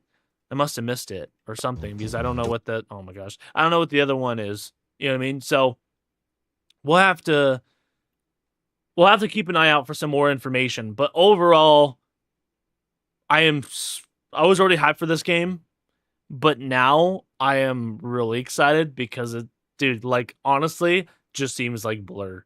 And I love that. For those who don't know, that is my top racing game of all time. And the fact that it's single player and multiplayer, and it doesn't seem like they're just making, okay, we have multiplayer, but it's just one mode. Good luck. It's the same thing every time. Like, it looks like they're actually putting effort behind it, which kind of gives me hope. So, all good news there.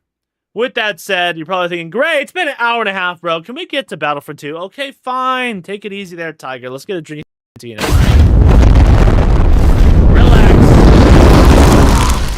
Relax. We're here. We're getting up KYBER Battlefront 2 right now. Appreciate your guys' patience. Thank you very much. All right. I have the list here where we left off. But hey, we got to look up some Zero Company stuff together. We got to check out some Galactic Racer stuff together. KYBER launcher. All right. Controller is connected. Now we got to go to... We're going to try Supremacy Conquest this time around. There's no different instances, so we're just going to hop into the one lobby that we can. Game launching. Let's see it, baby. Let's go.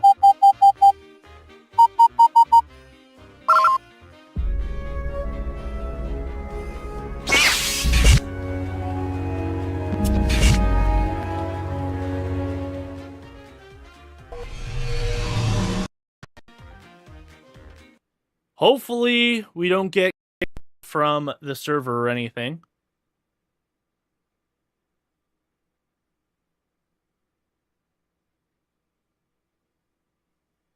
I'm hoping it works. We've been running into bugs here and there with it. Last stream, it didn't work. It did! It worked!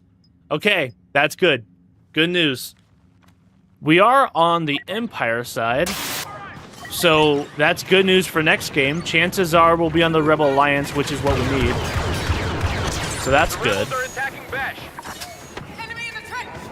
Oh, that's right. I forgot. I have the wrong heavy loadout right now. I've got the one to take down all the starfighters. Woo. Not on my level, buddy. Oh, never mind. You have your boys. Yeah, we need to switch out some of these. You know what we need, since it already kind of existed before? At least a mod with it. I would love to see the mod implemented in KYBER where you can have different star card loadouts. I would love to have one where it's like hero modes, large scale modes, and then depending on the situation, give me this one, right? I would definitely have like a starfighter situation loadout. All right, let's go barrage. And actually, no, we need the rocket. We need the rocket, and we need... Do we go with detonate? Oh, you know what? We could do this. Why not? I feel like that could be good. It is good. It is good. What are we talking about? We know it's good. Should change our skin. What the? Fireball. I saw magic, and I was like, bro, what?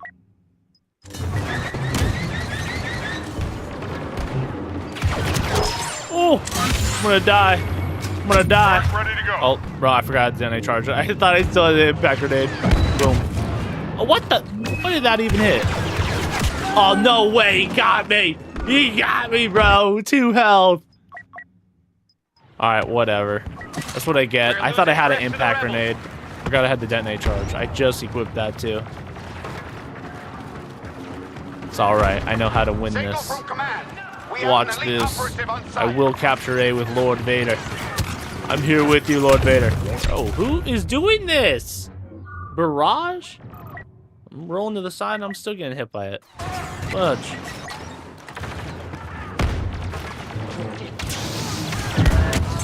That was kind of an unnecessary rocket, but... Oh, nice. Good breeze. They're all over here already? Jeez. Primed and ready. I keep forgetting about that dumb thing. I gotta throw it like it's an impact grenade. Hi, Luke. Hi, Luke. You know what? I kind of saw that coming, but I was hoping to do a little bit more damage. It's alright, we can be a hero. Who should we be? Who should we be? Let's go Maul. Shirtless Maul. At last we will have our revenge. At last. Where's my Kenobi emote? I don't have my Kenobi emote? Bro, what are we doing? What are we doing?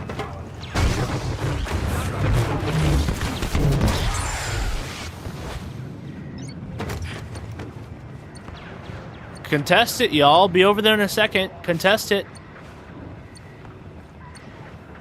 You're not gonna there. Thank you. Thank you, sir. I appreciate that. Keep it contested. I'll be right over there. Keep rolling. Be really pulley. I'll be right over there. Just trying to capture this so we can spawn over here because I'll probably need some help. Alright, let's go. I'm here, I'm here. Where you at, Luke? Oh, he died? Oh, good job, team. Oh, no, you are not just taking all that work I just did. No, no. Die, die. Suffer the wrath of Lord Maul.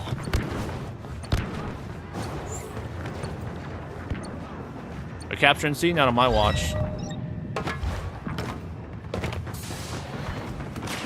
Yeah, we get to have fun when we're on dark side because we just need the Rebel Alliance to complete our reinforcement challenges, by the way, for the new people coming in. Ooh, ooh, ooh, ooh. Rebel Saboteur.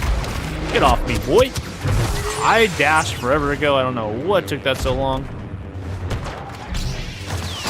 Look at this guy jumping around the corner, bro. Little sissy. Ooh, so pretty. We're gonna go for a little flank if there is anybody. There's a hero. Get off me.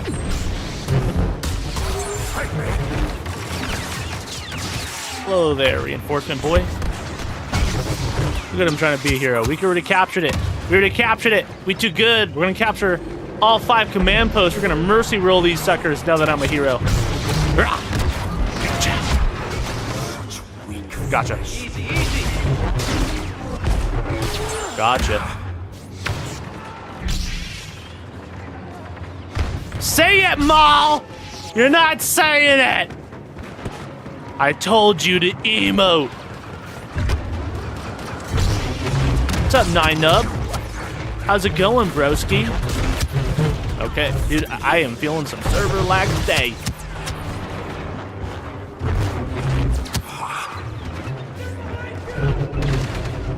Hit him! I jumped.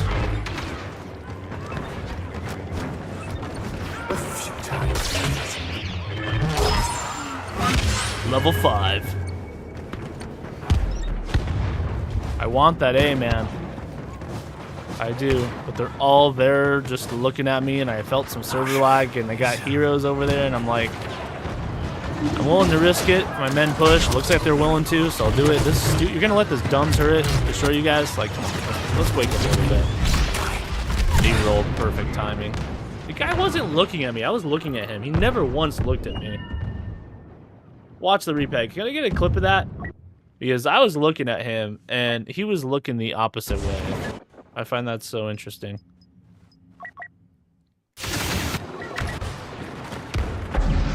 Command sent us an ally. Now arriving. Ugh.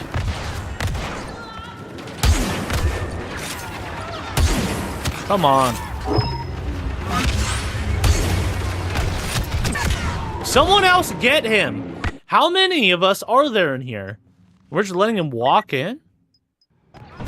This is what happens when I die as a hero. They just start breaking in and taking everything. Jeez Louise, man. What are these guns?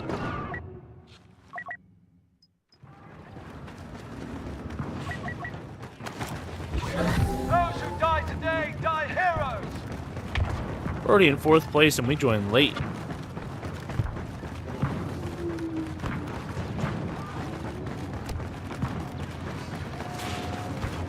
Capturing C back, that's good.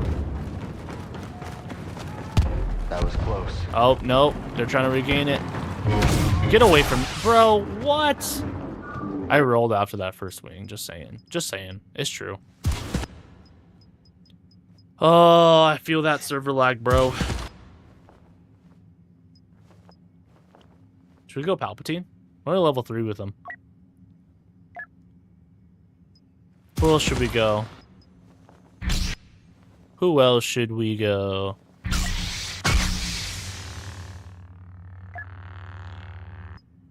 I'm not sure.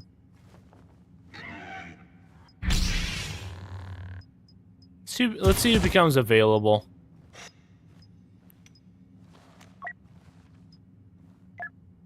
They don't have any other Iden skins. Don't we have like a bunch of them from the campaign?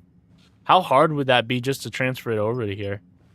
I feel like it'd be kind of relatively easy, no? I don't know. I know I'm kind of hero camping the lobby right now, but I mean, come on, we already won. I mean, there's no way they're catching up anyways. That's what happens when we join a late game. We need Rebel Alliance anyways, you know? Yo, what's up, man? Hello there. Hello there. Been a while since I hopped on to a stream. So Battlefront 2 is fixed on PC, obviously. What do you mean by fixed? But welcome on in, man. Welcome on in. Is it Arcane 501? Am I pronouncing that name right? Hope you're doing well. Yeah, we made a comeback. Made in the top 5 by joining late. Just by being that one hero.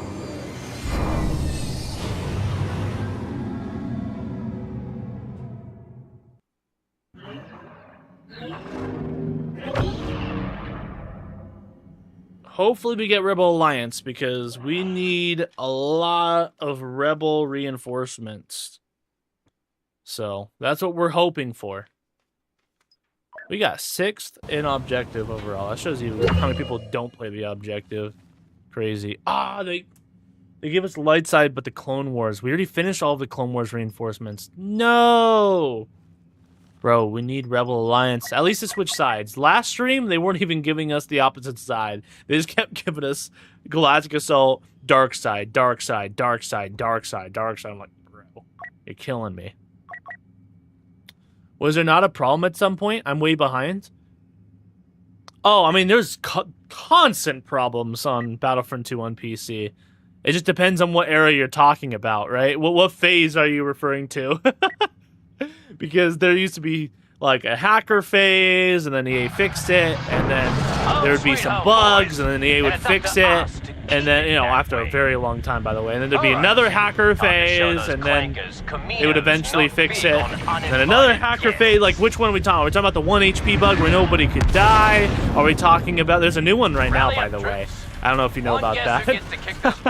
There's one where if you play Galactic Assault, your camera gets stuck in one fixed position, and everybody has to kill themselves and respawn. I'm like, I'm not dealing with that. Heck no. And that one has not been fixed yet.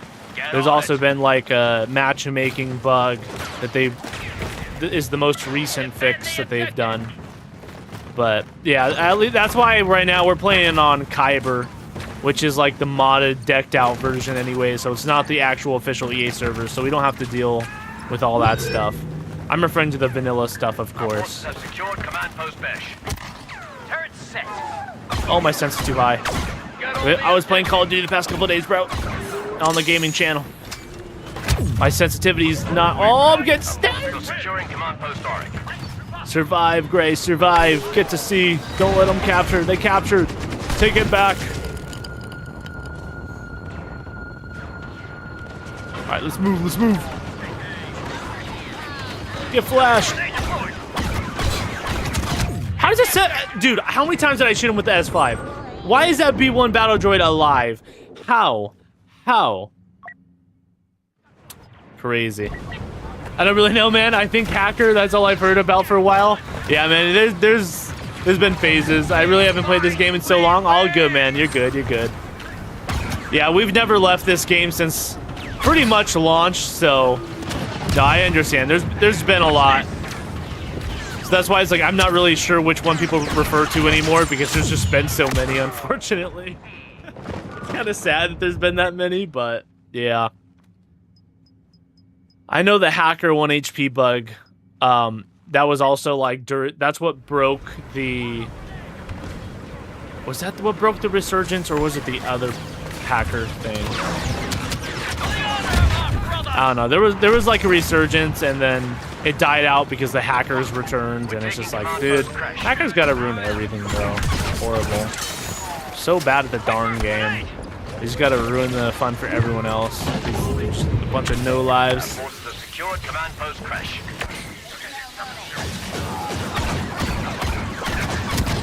I'm gonna switch my weapon. The S5 just is not hitting.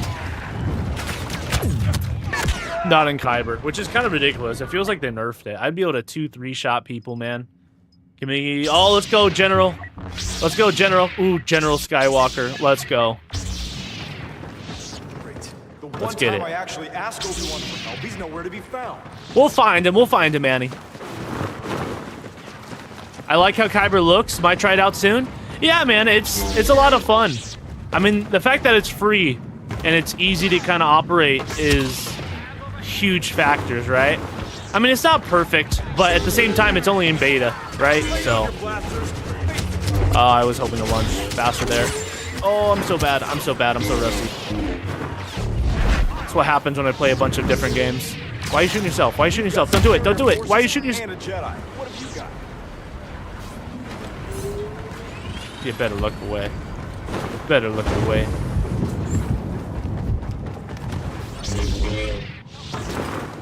Who's around here? You? Why are you hiding?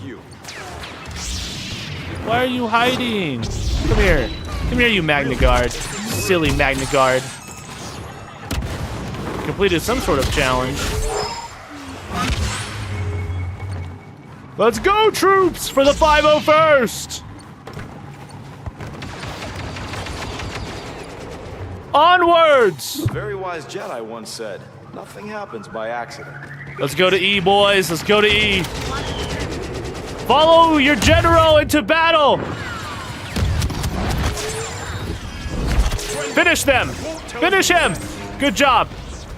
Only one of you survived? Wow. I was taking all their fire. That, or maybe they just ran. I don't know why they would run away from their Jedi general. Call this a diplomatic solution? I know, right? I know. Look, they thrashed this place. Thrashed it. Where is everybody? They just at a different command post or what?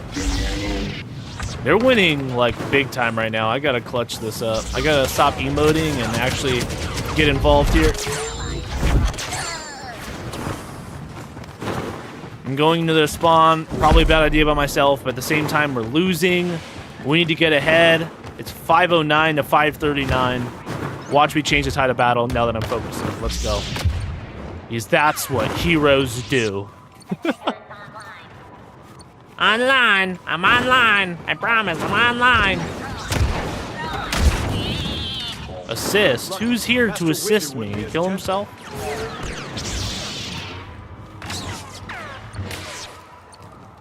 He ran away. He just started shooting at me. He just ran away. He's like, nah, I ain't fighting him alone. Nah. All right, now we got the majority. This is where we start turning the tide of battle. Come here.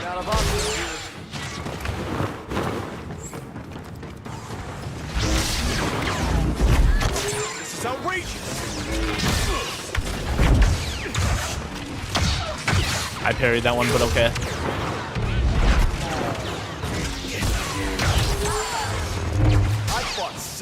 How does he have that much stamina?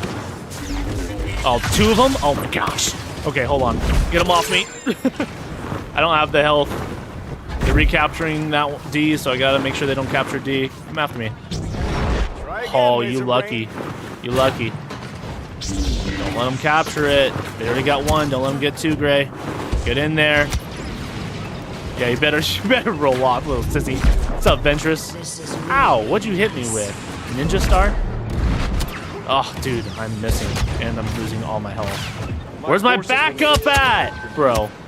You know what? I got Retribution. Let's just play it smart. I need health, though. Otherwise, it's going to bug out, and I'm going to die. This is so dumb. This is so dumb. No one's helping me. This sucks. Dude, this is so dumb. Oh, my gosh, dude. Team, do something. Anything. During that whole time, bro, you're like, you only have 2 command posts. Has joined us. And no one's with me. So dumb. We're taking control of Command Post Auric. Leave it to the fans to make a better game than it was on launch. Yep. Exactly, man. Our forces at Command Post Ask have fallen. I'm so disappointed that I died as Anakin, dude. I mean, I kind of got us close to catching up, but I'm so disappointed by that. I had Retribution ready to go and everything. Ugh.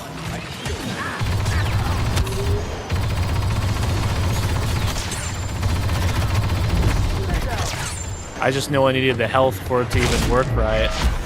Bro, is Maul there too? Yep. Maul and Ventress, bro. I did not expect Maul over there, I'm not gonna lie. Guys, we need another darn command post.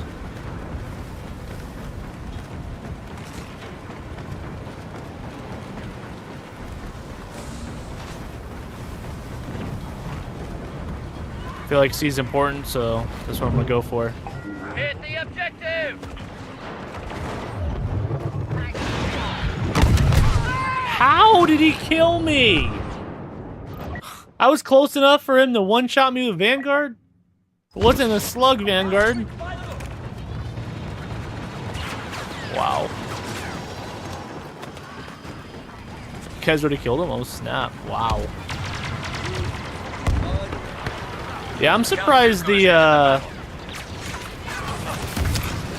Magnet Guard was able to block as much as they were against me, because they don't have a whole lot of stamina. I know they got like their ability that adds a little bit, but I've been them. They're really good, but that only adds a little bit of stamina. Maybe they can block more lightsaber strikes than they can like the laser bolts. Maybe that's why. I could see that. So that way they can stand a chance against a Jedi more than just like blocking a bunch of bolts rather than being an actual Jedi, you know what I mean? That would make sense in terms of balancing. Trying to snipe me. Look at all of them. Look at all of them. I have to know they're gonna die over here anyways, bro. I'm trying to push up, but I can't do a darn thing. I think I might just have to snipe at first. At this rate, just clear out a few of them to get some of the people to push up, because these snipers back here are not helping me at all. Like, at all, dude. Nope. Nada. I can help my men, though. How'd that not kill him? Bro, how? That's 2 shots. That should kill him. I don't understand why that's not killing him. Hello?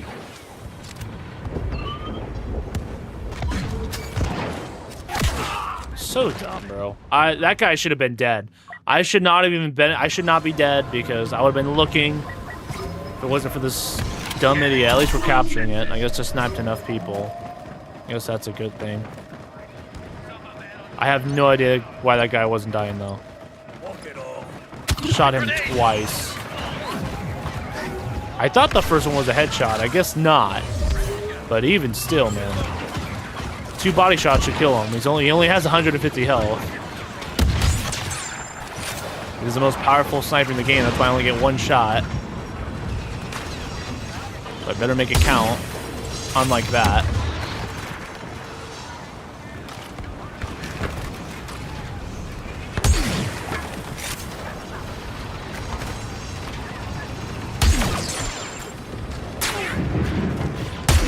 Oh, just barely missed. You lucked out, bud. Oh. It's a shield, buddy. You gotta hop out of the shield. Oh, ho, ho, ho, ho, ho, ho. I'll get you. Darn it. No one watching my back? Alright. Gonna be a hero? Kenobi! As Death Watch. I'm not very good at keeping out of trouble.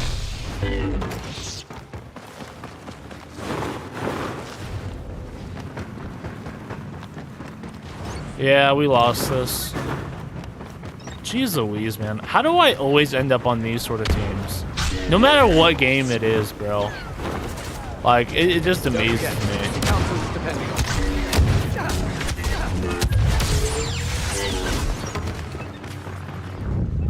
Better run. Better ammo, sissy. Ouch.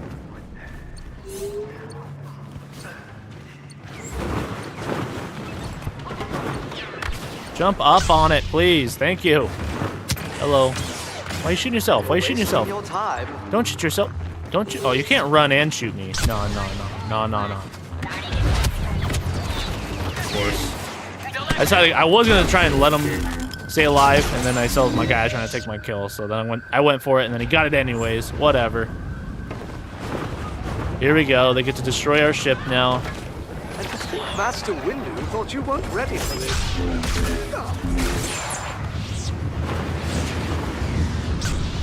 What do you think of the Darth Maul show? That's a good question.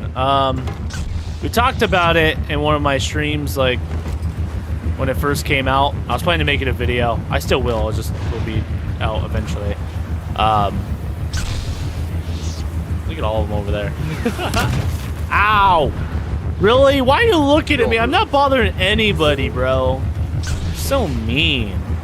But generally, if I had to give you like a quick rundown of my thoughts on it, I think it was one of the better shows that Disney made, and I thought it was all right. Although I think it could have been way better. You're not off the hook yet. And I know that's kind of a hot take because it's like, oh, it was amazing, and it's like, it had some cool moments. Yes, I'll give them that. But I really think it could have been a lot better. And I kind of use this analogy, or comparison, if you will, Let's find you a transport when I was ship. talking You don't about need it, to be a because Jedi to know what those a lot of droids are chat up to. didn't agree with me. Because people think all I want is action, and that's not what I'm saying. But I want it to be about Maul. Let a bunch of clankers destroy our And ship, yeah, can some of it was about Maul, but there's a lot of things in it that weren't about Maul. And All right, then. they tend to do that in a Nothing lot of too their fancy. Disney shows. I don't know why they do that. I think that's so silly. It's like in the Book of Boba Fett, right? Boba Fett's not even in a third of his own show. They literally make it only 6 episodes, and he's not even in 2 of them. Like, what are we doing? You know what I mean? And then they'll make it the Fennec show, or they'll make it the Mandalorian and Grogu. He'll show up, and they got a lot of moving parts. Like, there's a lot of stories to be told. I get it. But if there's only 6 episodes, you should probably make it what you say it's going to be about. That's why people are watching the show.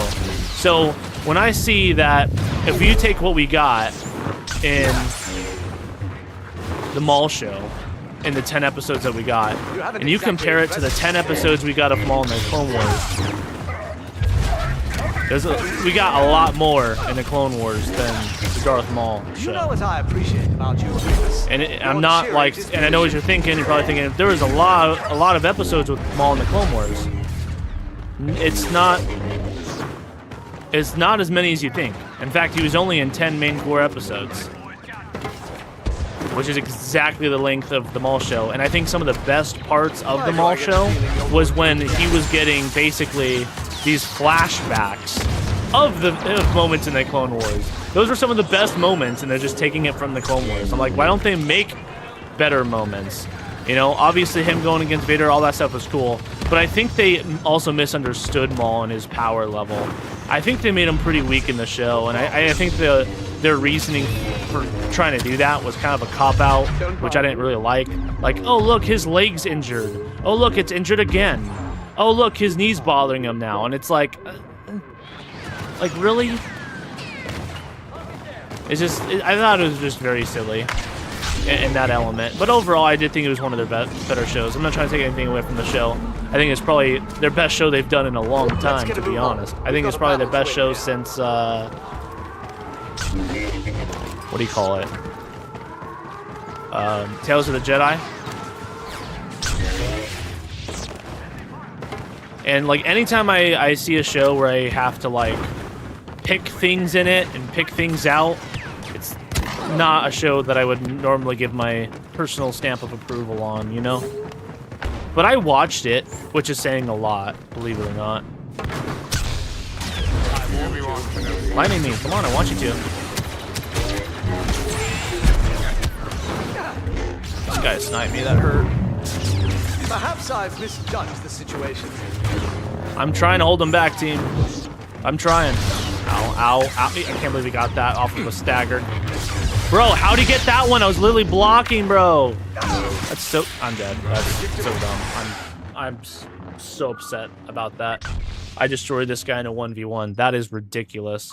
This stupid buggy game, bro. Hitting me when I'm blocking. Hitting me when I'm dashing and getting out of the way. It's so dumb. No skill whatsoever. Just quack, quack strat. You're doing a great job defending, sir. Jeez.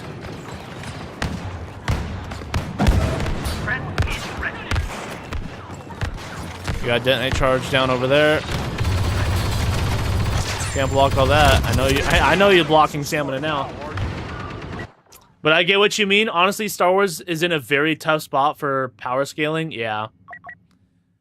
And I'm like, I understand that it can be difficult, but it can be done, you know? And I don't like the way they typically handle it.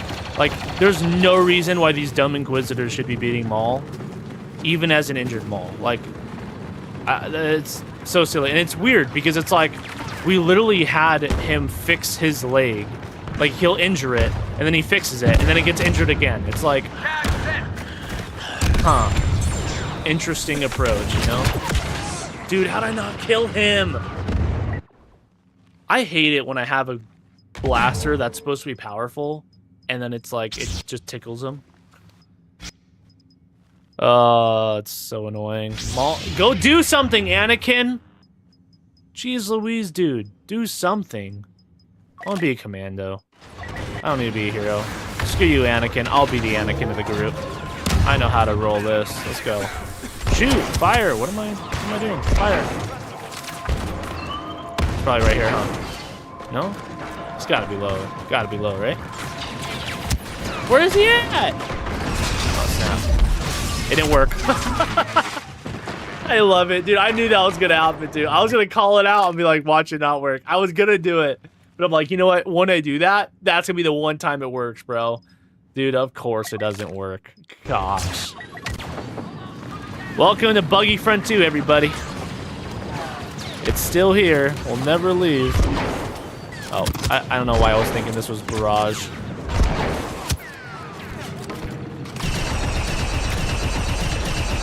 He fell off. He got scared.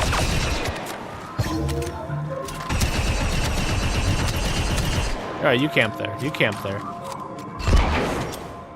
Oh, that didn't hurt you, huh? That will. How is that not hurting him? You better move. Don't let them come in, boys. Like, meet them with some force. A little bit. How did he survive? I just tickle people and then I die instantly.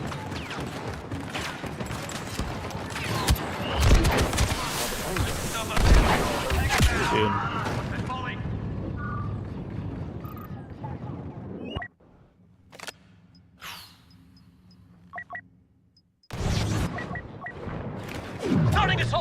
All of those defense might be for nothing, though, honestly. Maybe I should just let them go through. You know what? They're already through. Probably because I died. I'm just going to let them destroy it. Because we need the Rebel Alliance, dude. Like, what are we going to do? Go back down to the ground phase for them to destroy us again? My teammates obviously aren't knowing how to push. My hero's sitting here, the back of the map. He's going to die instantly anyways by himself. Go ahead, try it, dude. Let's watch him die. Cody just sucks as a hero. That's not really his fault. Was I shooting at you? I would have been shooting at Cody, the guy shooting at me, but... What do I know? They already destroyed one. They're gonna destroy two. Oh, well, they're about to destroy... I thought they were gonna destroy one. There it is. Yeah, it's done. It's done. I don't know. I have a sliver of health still. What the heck? How are they not destroying that? There we go. Now it's destroying.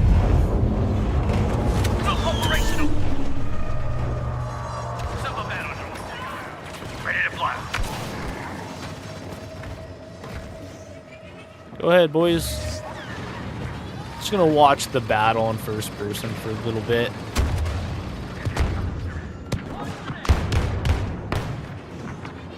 I'm not gonna help. We need to be the Rebel Alliance.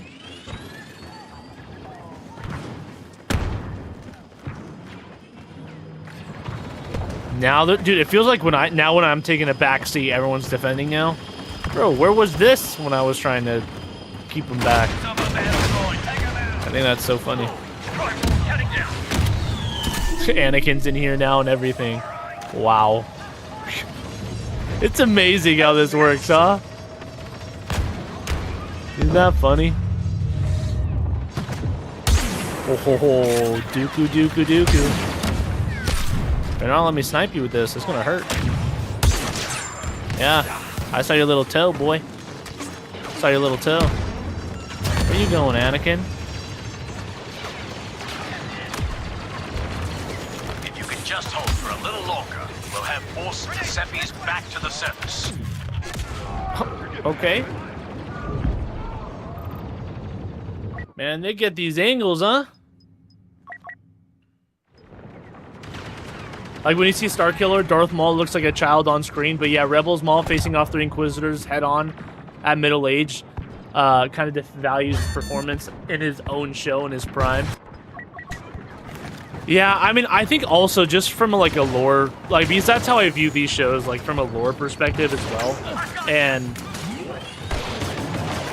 I don't really like the idea of Inquisitors, to be honest. I think they're just there to be a villain on screen, which I think is kind of a silly reason. I think there was a big reason why George didn't have Inquisitors, and then that was more of a Disney thing, and I think it kind of goes against literally what the dark side stands for and all that stuff, but yeah, I don't know. I think they try and buff up these Inquisitors more than really what they are. It's like put the Venator at risk again. They're a group of untrained Jedi Padawans, basically. I mean, let's be real. You know what I mean? So, yeah, I don't like it. And then they I don't know, they use a lot of cop-out reasons. Like, we saw this in the Kenobi show, like, with Reva, right? Don't get me started on this junk. Oh my goodness. This is going to end up turning into a rant. But it's like, oh, Reva's so entranced into the dark side. She survived Vader stabbing her in the stomach not once, but twice. Like, you expect me to believe that from a lore standpoint? Are we for real? But they are. So yeah, I mean, I don't really take Disney lore seriously, really, anymore. I mean, it's kind of silly if you do, because they contradict themselves in their own, like... I've seen them contradict themselves in their own show, in their own movies, like, on constant occasions. So, honestly, Darth Vader would refuse to have helpers. I'm like, he has guards and stuff, but they're not Inquisitors. It's just weird. Like, when you bring the Force into it, from a dark side standpoint, it's like, there's a reason why the Rule of Two exists. There's a reason why, like... If you look at Ventress and Grievous in the Clone Wars, they were used for certain elements, right? But they weren't, like, quote, Sith. You know what I mean? That's why they always called Ventress an assassin, you know? Yeah, so I can go really deep into it, but trust me, a lot of people always hear me rant on this channel, like, all the time, because... Disney Star Wars, that's where the root is, bro. When Disney Star Wars does it, the root's always the same. They don't know what the heck they're doing. So to sum up the thoughts on, like, what do I think about the Maul show? It's another Disney show, brother. It's not Star Wars, if you ask me. It had some good elements, but I think it could have been way better. And I'm not just saying that, like, you could use that argument about a lot of things. I just didn't think it was great. Bangs out. Let's do this. It wasn't great. It was eh. And the only reason why it was eh is because it used the moments that were great from Clone Wars and milked it. That's kind of my take on it.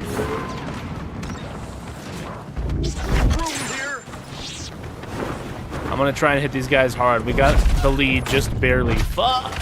Why does that do so much damage? Who's shooting me? I don't even see anybody else. I'm trying to maintain 3 command posts. Keep the lead if we can. That'd be great. I'm gonna go to D, their spawn. See if I can get 4 just in case they capture one.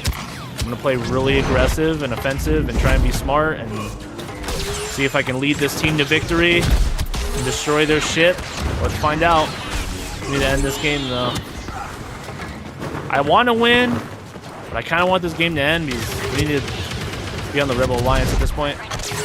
How'd this... Dude, my force pull just straight up did not work on him. Why am I surprised though? Look at the lag. You guys see that server lag? It's beautiful, isn't it? What slug hole are you calling?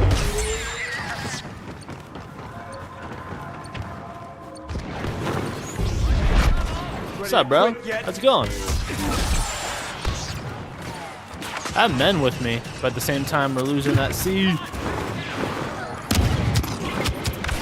I pressed Rook Might 10 years ago. I don't know why it's taking forever. Yeah, you better run. I saw you. I saw you. I saw you, boy. Where you going? Where you going, bud? Oh, poor guy. They're capturing you. You got to get back over there. Capturing D2? Heck no. I'm too close for them to just let them do it. Oh, that was a waste. And I'm losing all my health. Are they all here or what?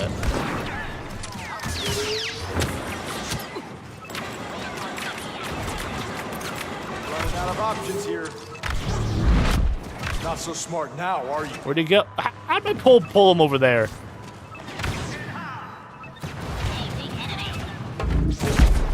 Oh my gosh. Rolled at the perfect time. Wow. Come on, boys. I need you guys to get something. I need to go to E right after this. They're still ahead. Jeez Louise. Doesn't matter how much I can do, bro. My team cannot maintain a command post for the life of them. Let me make this simple.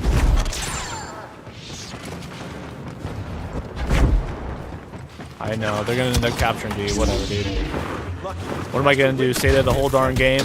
My team's going to lose it. Okay. That's ridiculous. What are they shooting at me that's doing all that stuff? That's what I don't get.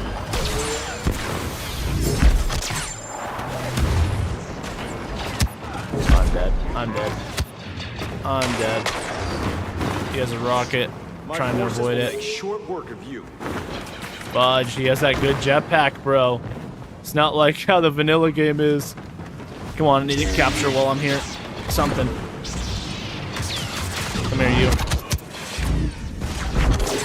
There we go. Try again, Laser Brain. Cannot believe we survived that. We're about ready to have 4. No way we make a comeback. No way we make a comeback. Please. Please. I'm gonna go for the 5th one. I'm gonna go for it. Screw it. Why not? I'm already right here, right? How they like a little blaster fire. I am low, but I don't know. Maybe we'll get some health over here. There's a hero. What's up, bro? He's like low hero, my favorite. What slug hole did you crawl out? Oh man, that guy's gonna make me stomp. I was gonna use Dude, every time I get Retribution, bro, it's like I have a target on my back every time. I was wanting to use it, but I was trying to ragdoll him first so I didn't waste it. But once I saw that combat Magna Guard walk in, I knew it was like, this is gonna be an uphill battle. I tried. We're winning, barely. But hopefully we just keep our command posts here. They're gonna come for C most likely. Command post desk is no longer under our control. We're winning right now, that's good. At least I brought the fight to them. It bought us some time. When I was going to that 5th one. Yep, they're at C. Boys, don't let them take it, please. Autogun ready to go. Make them work for it. Why do I still have the S5? This S5 does not do any damage. It's not like it used to be. Capture of command post desk underway. Dude, how is my turret not doing nothing, dude? Going running right by my turret.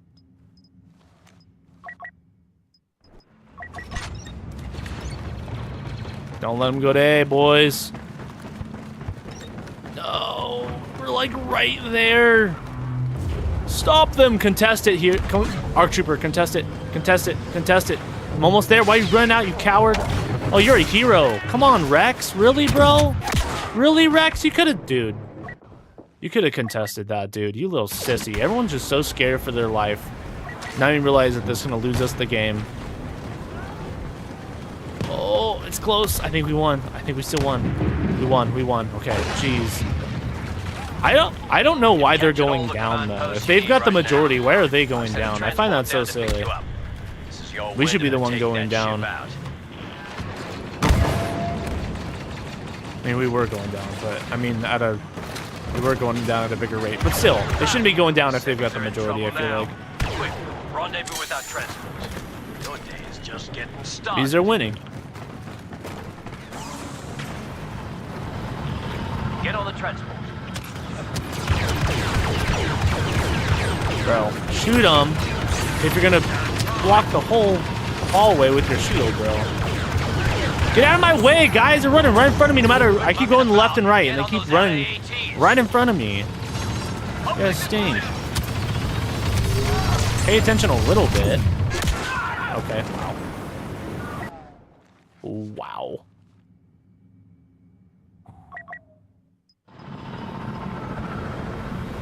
In combat. Everyone ready? We're shuttling up to the dreadnought. Let's go, boys! I don't care about my KD. I want to go for a little swim. I knew you had it in you. Next stop, mayhem and destruction on the dreadnought. Dude, we've got like 45 minutes left. Well, I say 50 minutes left, and we still do not have the right side. This is crazy. Second your boots hit the deck. Why is it so hard just with the faction we need, bro? Everything you've got. We need to just wipe these guys out like so fast. Please, team. We need to do this as one unit together. Just destroy them. Dreadnought to the scrap pile, brothers. Get moving to your objectives. We better be on the Rebel Alliance next. If not, bro, I'm gonna lose it. Super battle droid, take him out. Boom. Aw, no direct hit. We're taking control of the objective. Ah. No one's watching my back.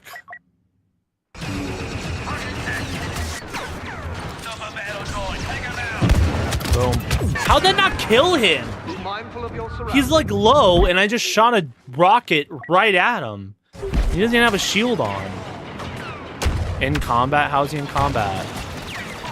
I was spamming it. Jeez. We're securing the objective. Boom. We're getting Jedi Oh, I tried to time that right. Skywalker's here.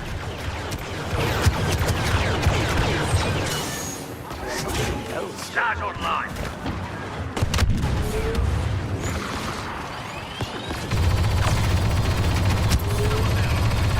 How is he alive? Thank you. I feel like no one else is shooting at these guys. Can we get a hero that'll push? Please? I'll be Yoda if not. I'll push. Come on, give me Yoda. Give me him. Give me him. Give me Ahsoka. Give me anybody. I'm a Padawan. Let's rock and roll.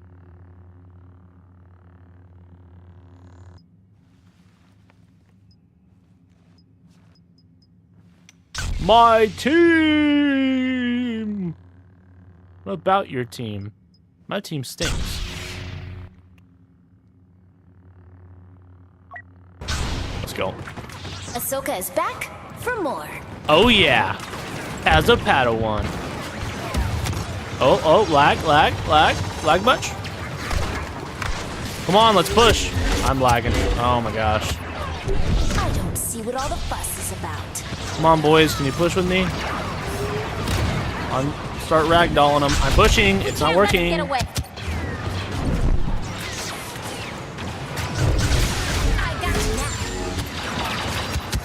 My force push, like, is not registering people. Because I'm pushing them, and it's not doing anything. Like, just straight up. Why am I not capturing? I'm gonna die, I already know.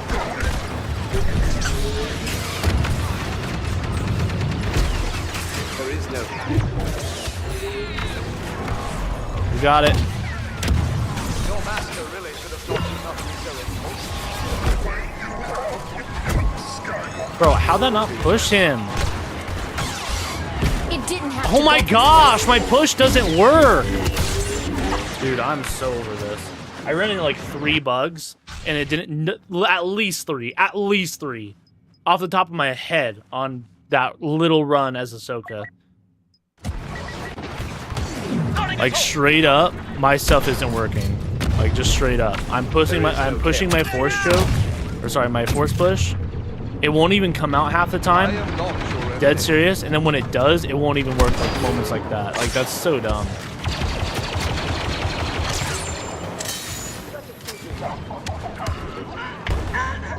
That's right, I got killed by a clone cadet, Sonny. That's what you get, Jingo, for trying to kill me as Ahsoka, you fat rat.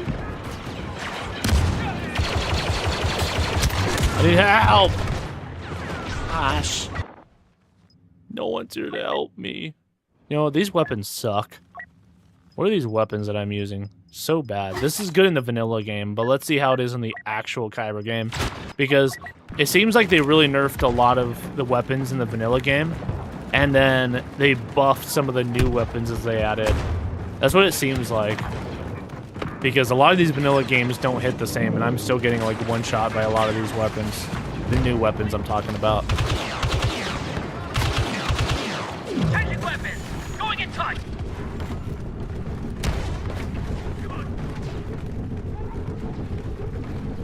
Come on, guys, let's get in there. I'm lagging. By the way, I'm not stopping. So when you see that, that's the lag. Targeting hostiles.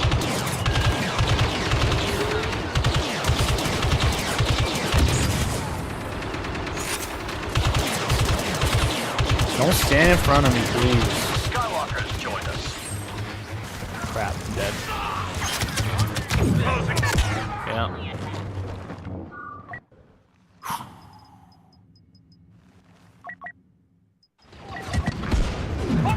Let's go, Anakin, let's go.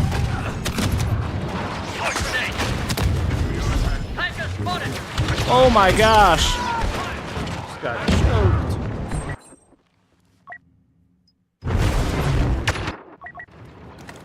Changing weapons, going in tight. I want to switch my skin. I don't want to be a clone cadet anymore. We've upgraded. We're fine. We've upgraded. We're MVP on our team. We're no longer a cadet.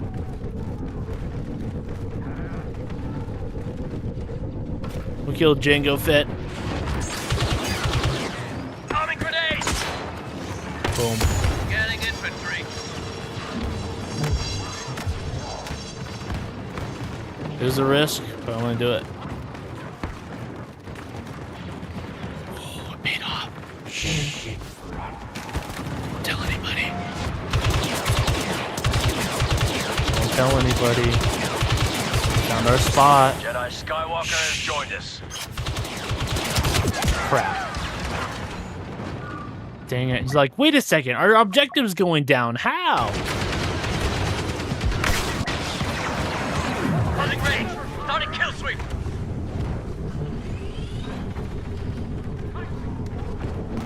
There is no emotion, there is. Where are the dumb stairs?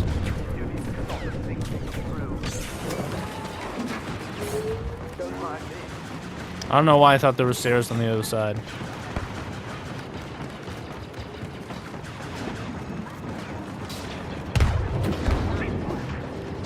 You know what? They're in our spawn. We're just gonna let them do that in our spawn? Okay. I'm like trying to think about which route I should take. There we go. And I'm getting killed in the spawn as I'm deciding. That should not be happening. Let's get all these fat rats in our spawn.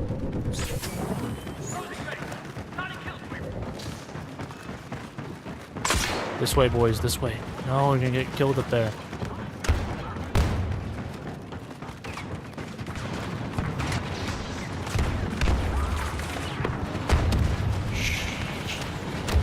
Shh.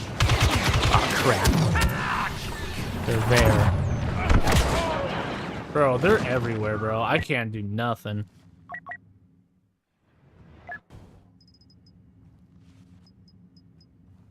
$2,000, bro. I need a hero. I don't want to go back to the dumb ground phase, bro. Getting Jedi support. Skywalker's here. You have 2 minutes. Let's make it happen. Anakin, you better do something. So help me. Or I'm gonna lose it. They're all on the other side, too. Why am I lagging? This dumb server lag, man. Dude, how is this not killing anybody? I'm blowing it up. Come on! There we go, Anakin. Something, bro. Something. I'll be Yoda. I don't care. Let's go. I'm about ready to let it rip, bro. We got 1 minute. I'm just sending it. Screw it. The Great Jedi is sending it. One shot. One chance. Let's go. Lagging and all. No excuses. Just running it. Yes, we did it. Punch.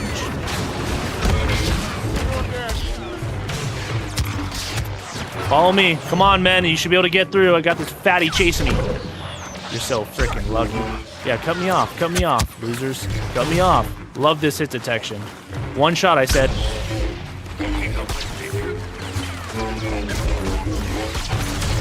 See ya. How is he not getting cheap killed? That's crazy. I am blocking and I'm 10 feet away from him.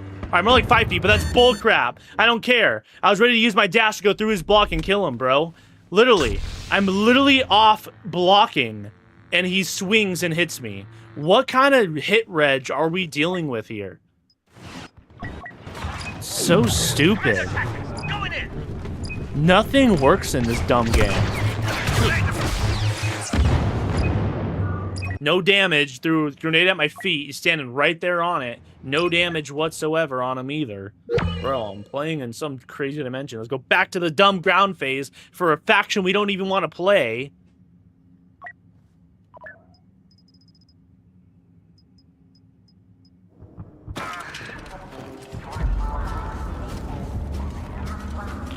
Well, there goes our chance of blowing up a dreadnought today. But at least we made our lives a little easier back on the surface. One more victory then, we should have the planet secured.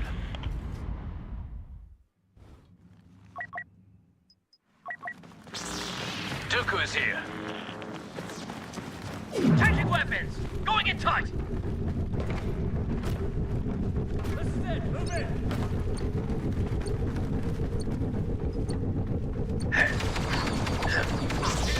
This is where the fun begins. Let's see. Our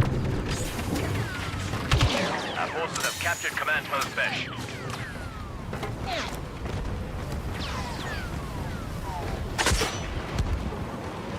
Flanker scanned. Our forces are taking command post desk. There we go. I can't. This E gets so big, bro. I can't even see my opponents.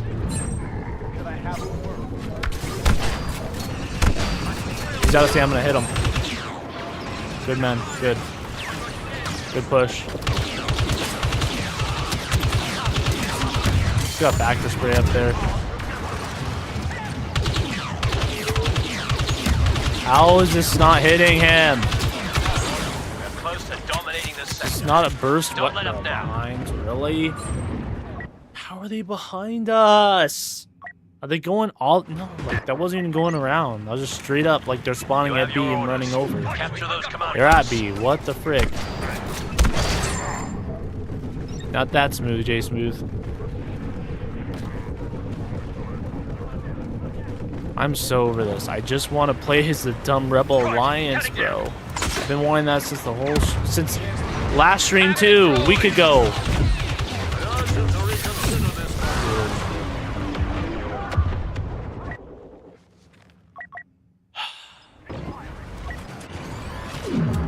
Locked and firing. Dude, come on. The E5 beats me against a Slug Vanguard when I'm not missing my shots? And I get it's a reinforcement, but fudge, man.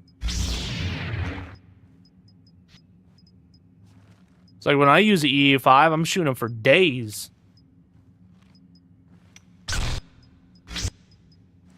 I think... Yeah, I feel like if I could use her force push without it having to register somebody, it wouldn't be as buggy.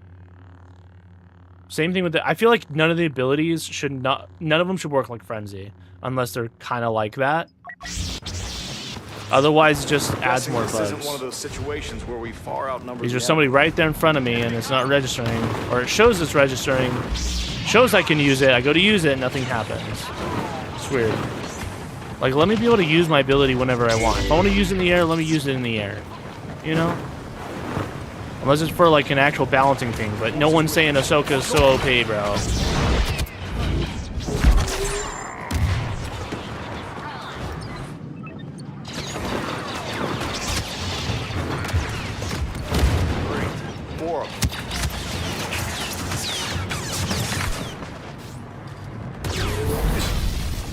Alright, you want to kill me? I'll die. You're coming with me, though. How is no one dying from this crap? How do we only have one command post when I'm holding literally half their team? Literally half their team. All their reinforcements, all their heroes, everybody. How do we only have one command post? How, team?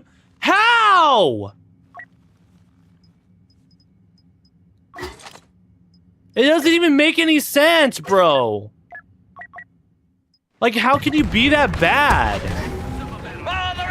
At least get one by our dumb spawn, something. Anything. Can't deploy. Why not? Why not? Why can't I deploy my dumb turret? Why not? Why still can't I deploy my turret? Why not?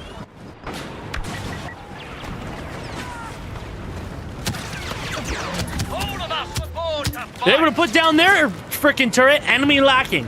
Enemy lacking. Enemy lacking instantly. I wish my turret did this crap.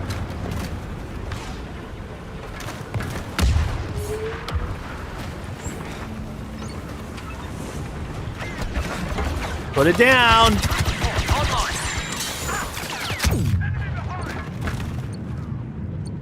We've started to capture command post Crash. Got shot in the back again. Never fails. Never fails. I'm gonna, you know what? Mercy roll us, please. Thank goodness. Thank goodness. Put us out of our misery. I've never been so happy about a dumb mercy roll. I don't even care right now. Just don't even get. I'm not even gonna try and let them get B. Dude, don't let them get it. Come on, hero. Stop them. Good. Good, good, good, good, good. Good. Never been so happy to lose. This game lasted way too freaking long. Yes.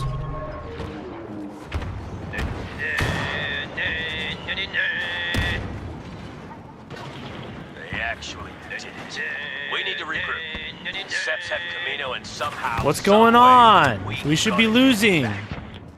There we go. Well, why is it resetting for? Like I waited for the whole timer. Cancel it. Oh, look at that. We're the only one on our team that's on the leaderboard. Shocker, right? First and objective. Are we surprised? Jeez Louise, man. Please put me on the Rebel Alliance. There's only 30 minutes in the stream left. I just want one game where we can be the Rebel Alliance. Just one. At least one. Please. Dumb sequel trilogy. Why? Just why?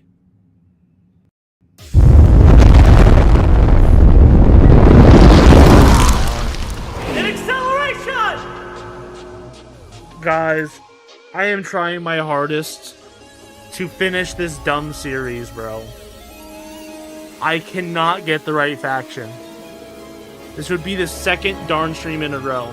I exited out because there's no point in me playing the sequel trilogy because it's going to take 30 minutes in the rest of the stream. So my only chance, and I would choose a different instance, but there is not enough people playing for there to be another instance. So that means there's only one other way we have even a chance, and that's Galactic Assault. So that's what I'm going to do. If not, I'm just going to end the stream early. Why even waste our time playing it? We're not even continuing, you know, progressing in our series here. I mean, we'd have to go to part 6 for Pete's sakes. Gosh, man. Why is this a thing?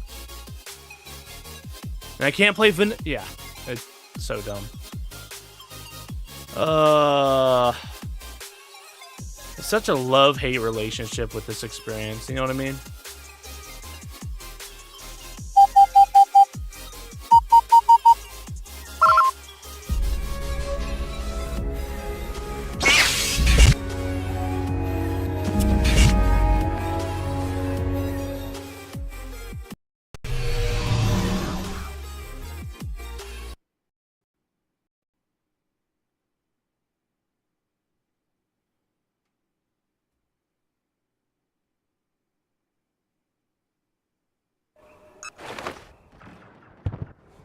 Hopefully we're on the Rebel Alliance.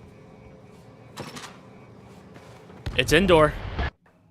And we're dark side. Of course. Of course. We'd have it no other way.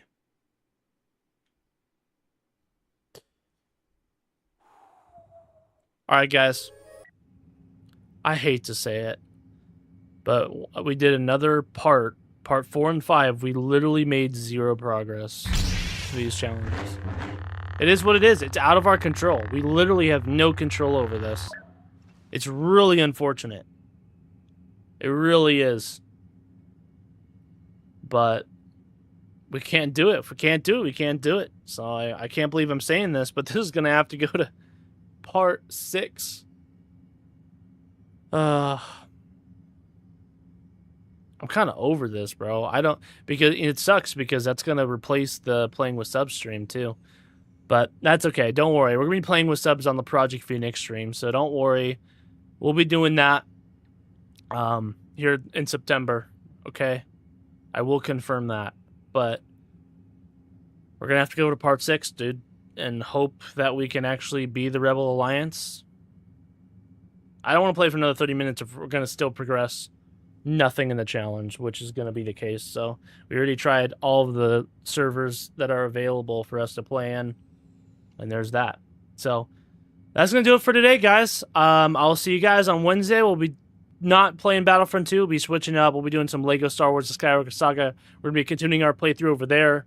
We're on like part 20-something, which is our longest series overall. But it's fun because we're getting all the collectibles and going for 100% completion. So join us over there. But if you're just into Battlefront 2, that's fine too. I'll see you guys next Monday on Mod Monday. Have a good one. Thank you all for watching. I hope you guys have a great rest of your day. Remember, Jesus is the way. Don't forget to love each other, and may the Force be with you always.